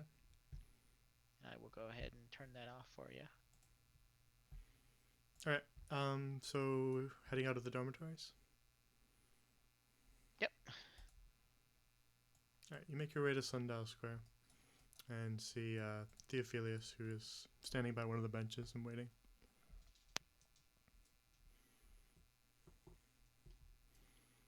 Morning, instructor. How are you this morning? Well, about as good as any other morning. Shall we get this over with then? Hell yeah, I'm looking forward to a day of enrichment and excitement. Perhaps we can learn something today to make up for our sins that caused us to be put in this situation in the first place. He takes like a long pull from his pipe and says, you haven't been on war duty before, have you? No, sir, but I'm looking forward to any sort of new experiences that may come our way. All right. And he leads you off towards the beach. Gilly just looks miserable. And his hair is kind of all like a huge mess. And he like barely got his cloak on correctly. As he's like walking. It's more like a zombie. It's like he's a living zombie. Well, come on, Gilly, you gotta have a bit more of a spring in your step. We're up early, the sun is shining, the weather's great. Uh, Hey, it's a spirit. uh, All right. So you he make your might be way possessed. to the beaches, following Professor Nightingale.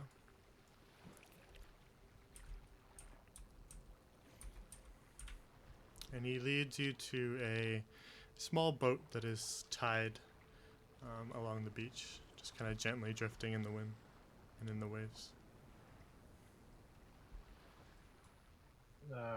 Croak gingerly steps across the beach, trying to not get too much Just a little sand bit in bigger. his armor. There we go.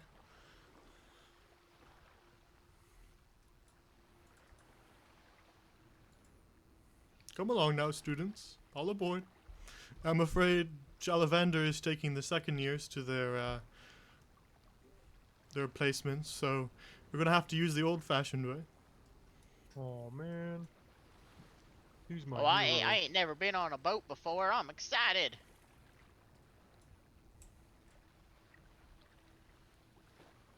It's a rather old-looking, rickety boat. Oh, hang on. There you go. Should be fixed. It's like a submarine. You gotta swim under to get up there. Something.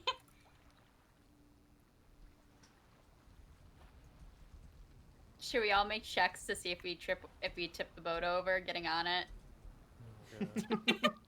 Gilly Most of you know Croak, yes, because you weigh a lot more than everybody else. Oh boy. just stares at the boat, and he's like, Okay. "Really?" I have Perhaps tried you that. all should board first. Oh hell no! I'm not getting wet. You get on the boat first, and then I'll get on. Professor Theophilus, would you mind casting that gust spell again to get some of the sand off me, please? He says, "Oh, okay, I suppose." And he kind of waves his hand, and a gust of wind kind of gently blows through your armor.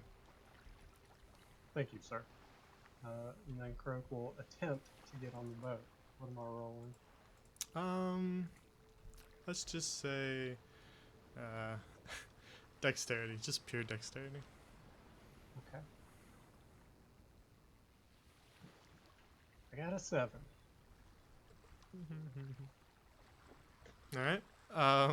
I would say that's probably not low enough to flip the entire boat, but it definitely rocks, and you get some waves. Killing and Yo, who are in the boat, you get splashed a bit. Oh no! Oh no! Gilly Oh, just good. waits. Oh, it's cold. Gilly Y'all- waits until the boat has stopped rocking. After Y'all some know time, that. Oh, it sorry. begins to return to normal, and has steadied itself. Did y'all know that dwarves invented boats almost 5,000 years ago? Croak will sit in the center of the boat, trying not Yes, to sir. disturb it. This here is some solid dwarven engineering. And finally, after it stopped, Gilly finally gets on the boat. He's probably last. As Kenro talks about boats and dwarves, Theophilus just kind of mumbles under his breath. Most certainly, that's not true. Well, Professor, I will have to respectfully disagree. As an expert in historical factualizations like myself, I pride myself in my knowledge thanks given to me by the goddess um I heard that. I heard Lu- that. Lustica. Lustica? Justicia. Lustica. Eustistica. Justicia. Eusticia, that one. Let's say it with an accent. Hey, now I ain't the most articulate fella around here, but I am the smartest. So after Wow. everybody's on board, Theophilus pushes off and hands some oars to anyone who will accept one. Ah, the ore, created by dwarves in order to mine the waters for gold. Croak will accept one. I'll Alright. accept one. It will. Alright, so between the lot of you as you paddle, let's travel. So you are cutting straight across from the beaches here in Le Levant to here, where the path below is. And the journey does take you quite some time. Oh shit. I think me and Killian would want to pass the time by performing. Oh yeah. I'm like midway through. I'm just gonna puke on the side of the boat. I rolled a 21 for For fun. performing. I rolled Alright, a 7. they perform again, but this time it's inverted. Killian plays something that is could be described as an actual song, whereas Kenro just plays a horrific din. I don't Yeah. have an instrument, so I guess I'm just vocalizing. Yeah, Kenro attempts to sing along to her song, but is just woefully out of tune. Terrible scat. Unable to escape from the noise this time, Croak's just doing like 1,000-yard stare across the sea as he rows. Y'all should Uh, join us. It ain't we could get a whole quartet going or even more.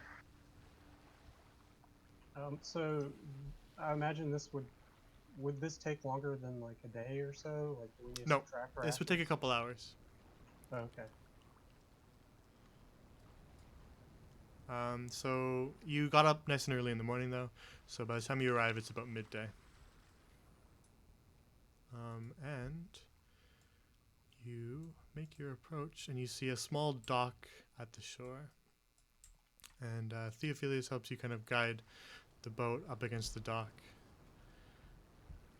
And then he hops out and grabs a rope from the dock and begins to tie the boat to the dock. I will attempt an acrobatics to coolly jump off the boat. All right. Not bad. You don't do any flips or anything, but you manage to get off the boat without without it rocking really at all. I'm gonna tell Croak, please stay on the boat until I get off. Indeed. And then I'm gonna get off, All right. and then I'm going to be miserable because I didn't bring anything to quell the nausea of the sea. Hey Croak- there, Gilly. You gotta turn that frown upside down. We're out in the great outdoors. Croak, make dexterity to get off onto the dock. Oh boy. I like the 21. stress. Nice. What'd you get? Sorry. Stress. 21. All right. Then you manage to climb out of this boat without any issue at all, and stand firm on the dock. Just takes a bit of practice, I see. You'll get used to it. Maybe. Kirk nods at you. Maybe.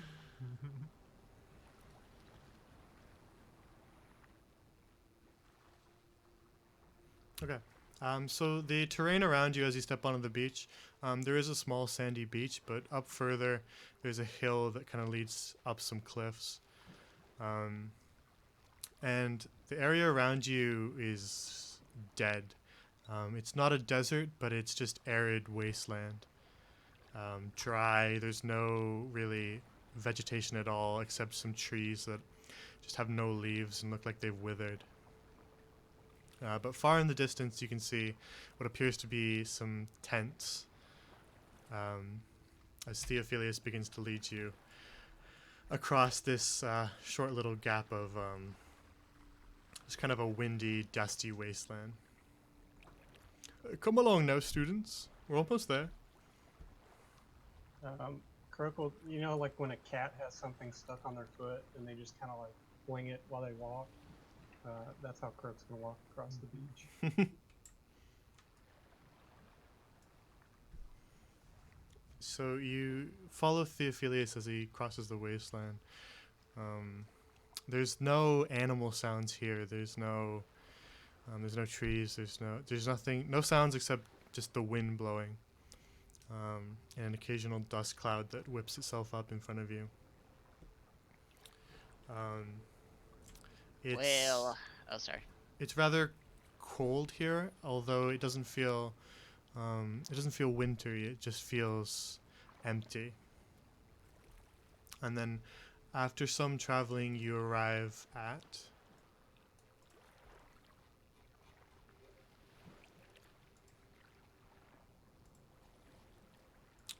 an encampment where you can see a large group of tents around you. Kenrock kind of does a whistle. He's just like, well, there's quite some operation going on here. And as you reach the encampment, Theophilus just kind of begins to walk forward and he says, "Come along now."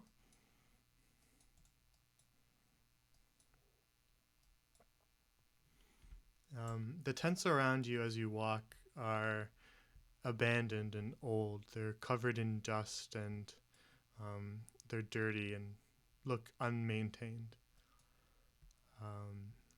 There's like sacks and crates around you that appear to have just been sort of abandoned, as if everybody just kind of up and left and didn't bring them with them. But Theophilus just kind of pays no mind to any of this, and he just continues to walk straight ahead. Well, this place is inviting. Certainly an ominous place. When's the last time someone came out here, Professor Nightingale? Well, every month a professor brings a couple students to perform ward duty where we check the wards, but there hasn't been a proper archaeological dig here in many, many years. Oh, I see. He kind of looks around, nodding at how the place appears to be abandoned. Killian and Kenroat and Gilly, are you going with? Zoned out. I can bring you up here. There you go. I'm hungry. Sorry. We're gonna finish in just a sec. Try to get to a proper cliffhanger. Yeah, exactly. Literally. Oh God, we're actually going into a cave. Looks like a hole, maybe. I guess that's all a cave is. I got but- dark vision. I don't. I got a cloak with a lantern on it. I have a Killian. cantrip. Yeah, Killian's got light. Hey. Woo! So Theophilus continues to lead you towards what you can now see in the distance as you pass the tents is a massive hole in the ground. And it stretches out before you.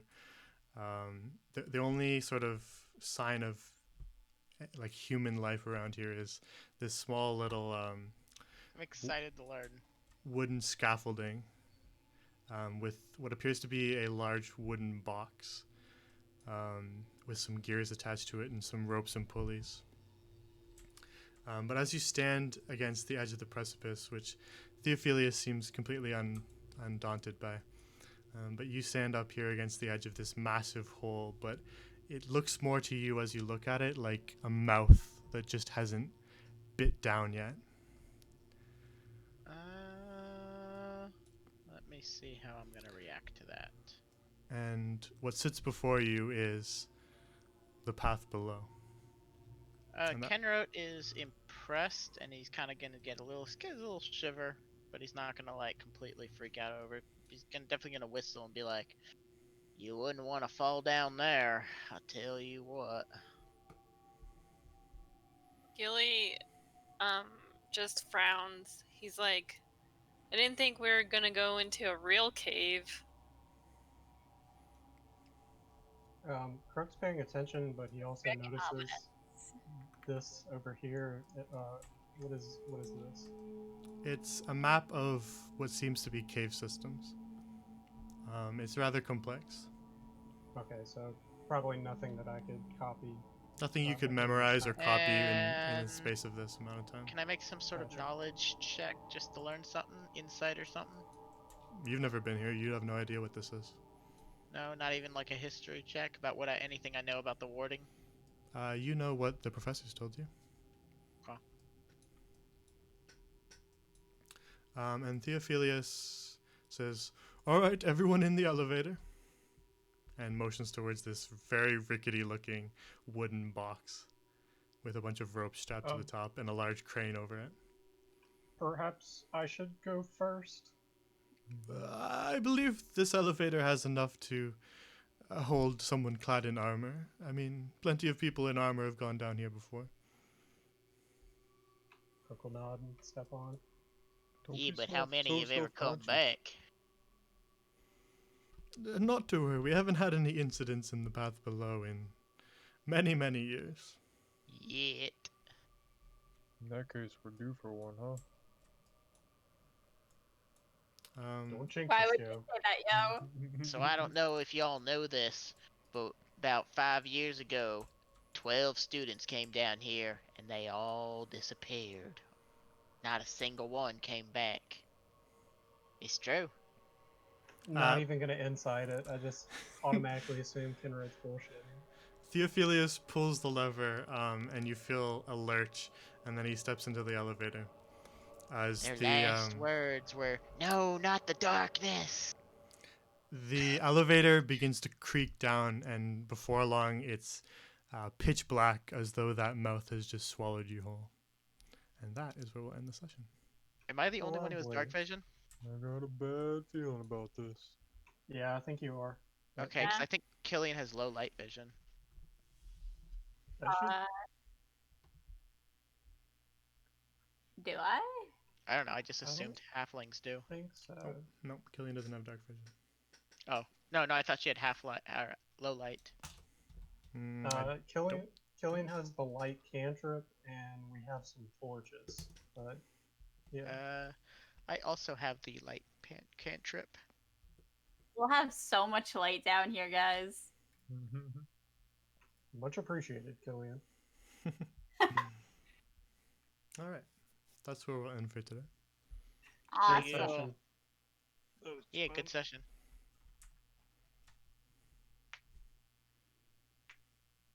Man, I want to find out what that ruby is.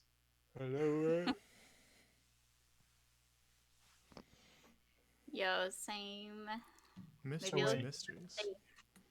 You asked all the professors except for Harper and. Yeah, I wanted to clarify because I didn't Holly. think he would go to that class, and you didn't ask Holly because we did that class live. And Right. Yeah, I'm just for notes. Mhm.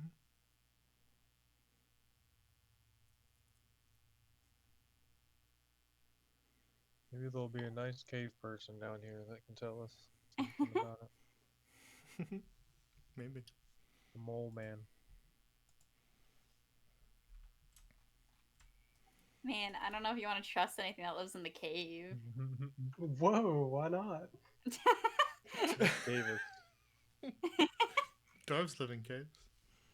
Mm. Oh, Good well, point, she's actually. right. Maybe we Yeah. shouldn't trust him. Exactly. Alright, I'm gonna get food. Bye, guys! Yeah. Get I gotta the- go play See ya. Animal Crossing with Later. somebody. Later. Later, guys. See ya. Good session, by the way, Kay. Thanks. Thank you. Everybody take care.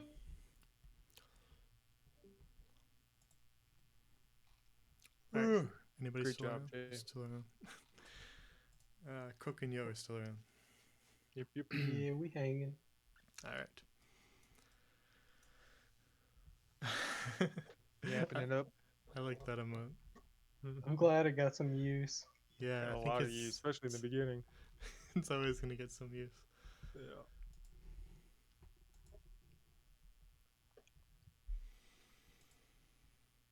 Okay. Uh, so, I don't foresee us having any issues next week with time.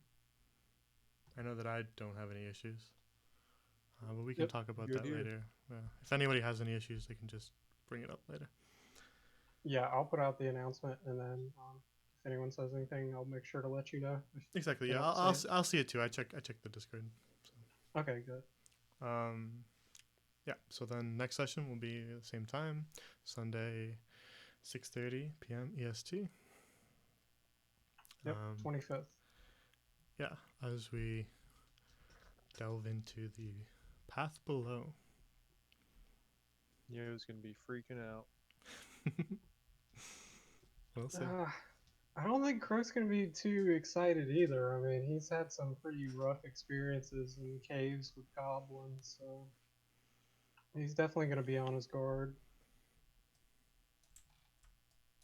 Gonna be fun.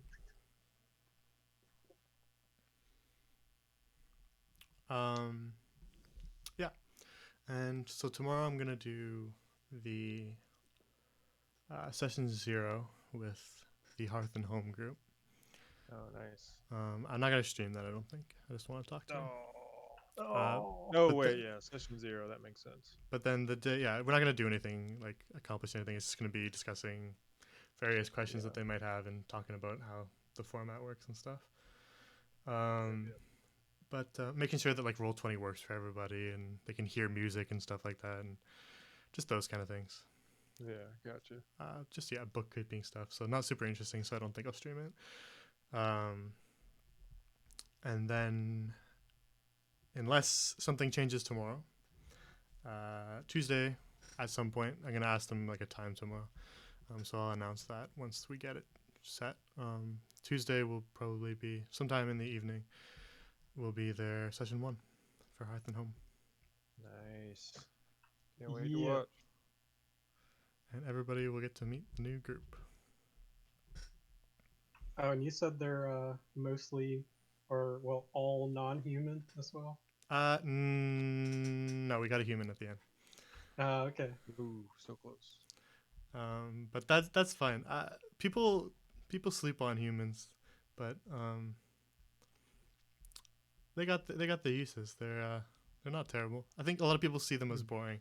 When they go into character creation, they see the list of races and they go, "Wow, look at all these different crazy choices. I can be a person with hooves, and I can be a minotaur with big horns and stuff. I can be a turtle person." But Turtle, yep. and people usually just skim right past human because they see it as boring. But a lot of my favorite characters I've made are humans, so I don't have any issue with humans. I got a thing for reptiles. Not You're- that kind of thing. You're a scaly. Going out. Going out of scaly. So yeah, it'll be an interesting Friday, especially with the origins they picked. Can't wait to see. Oh boy.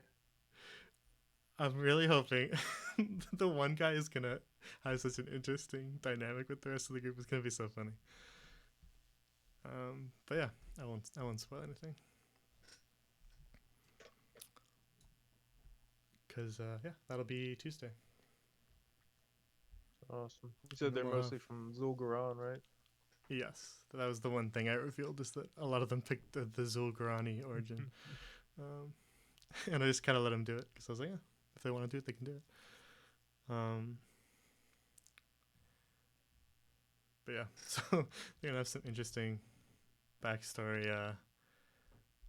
Their backstories will maybe line up a little better than some parties. Oh yeah, true. But they're not in Zul'Garan, so they'll all be kind of fish out of water, which will be interesting. Oh, okay.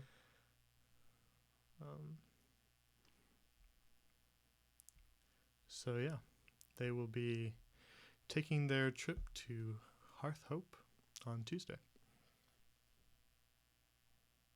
Looking forward to it. Yeah, I can't wait to see what you come up with. Our Mhm. two I put- parties already so different. Yeah, yeah. I think this party will again be different than all of you guys, so it'll be a very diverse group of people. Some of them tie into you guys as well, and the other group. Everybody kind of connects in certain ways. Interesting. Which means So, that you'll find value in watching their streams as well as them watching your streams. I'll get that merchant lore to you too. By the Mhm. way, Jay, probably True, tonight. true. Yep. I'll read that up through then when you send it. Yeah, we got everybody's updating lore and stuff, so lots of new background stuff to add. Which should be fun.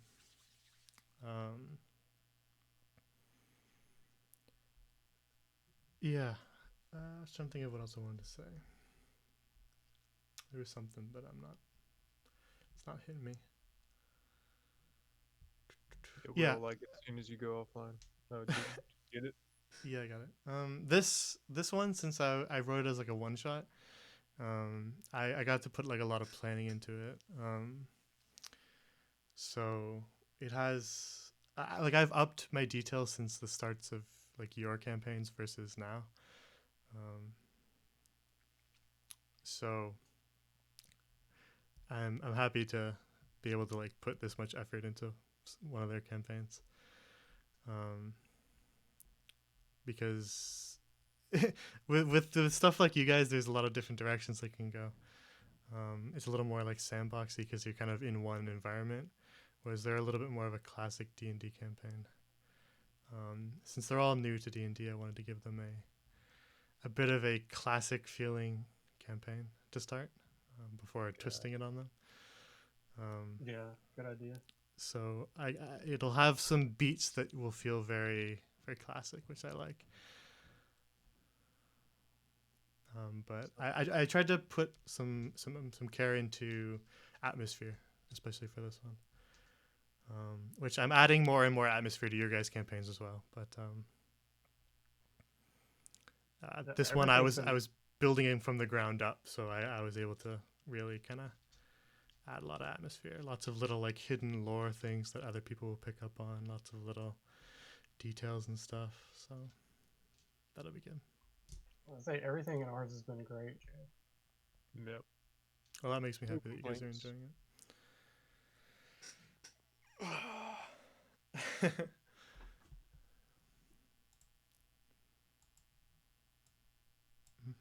Okay. Right. I'm about to take off. Gotta get some meat. Yeah, me too. Same. All right, you guys take off. I'll do my little end thing for the stream. Yep. Have a good night. Later, Jay. Yep. Yeah. Have a good night. All right. For those of us who are still watching the stream or watching the VOD, I hope you have a good night as well. And make sure you either follow the Twitch or something, or follow the Twitter if you're enjoying what you are seeing here, because then you can keep up to date and it'll notify you and all that. And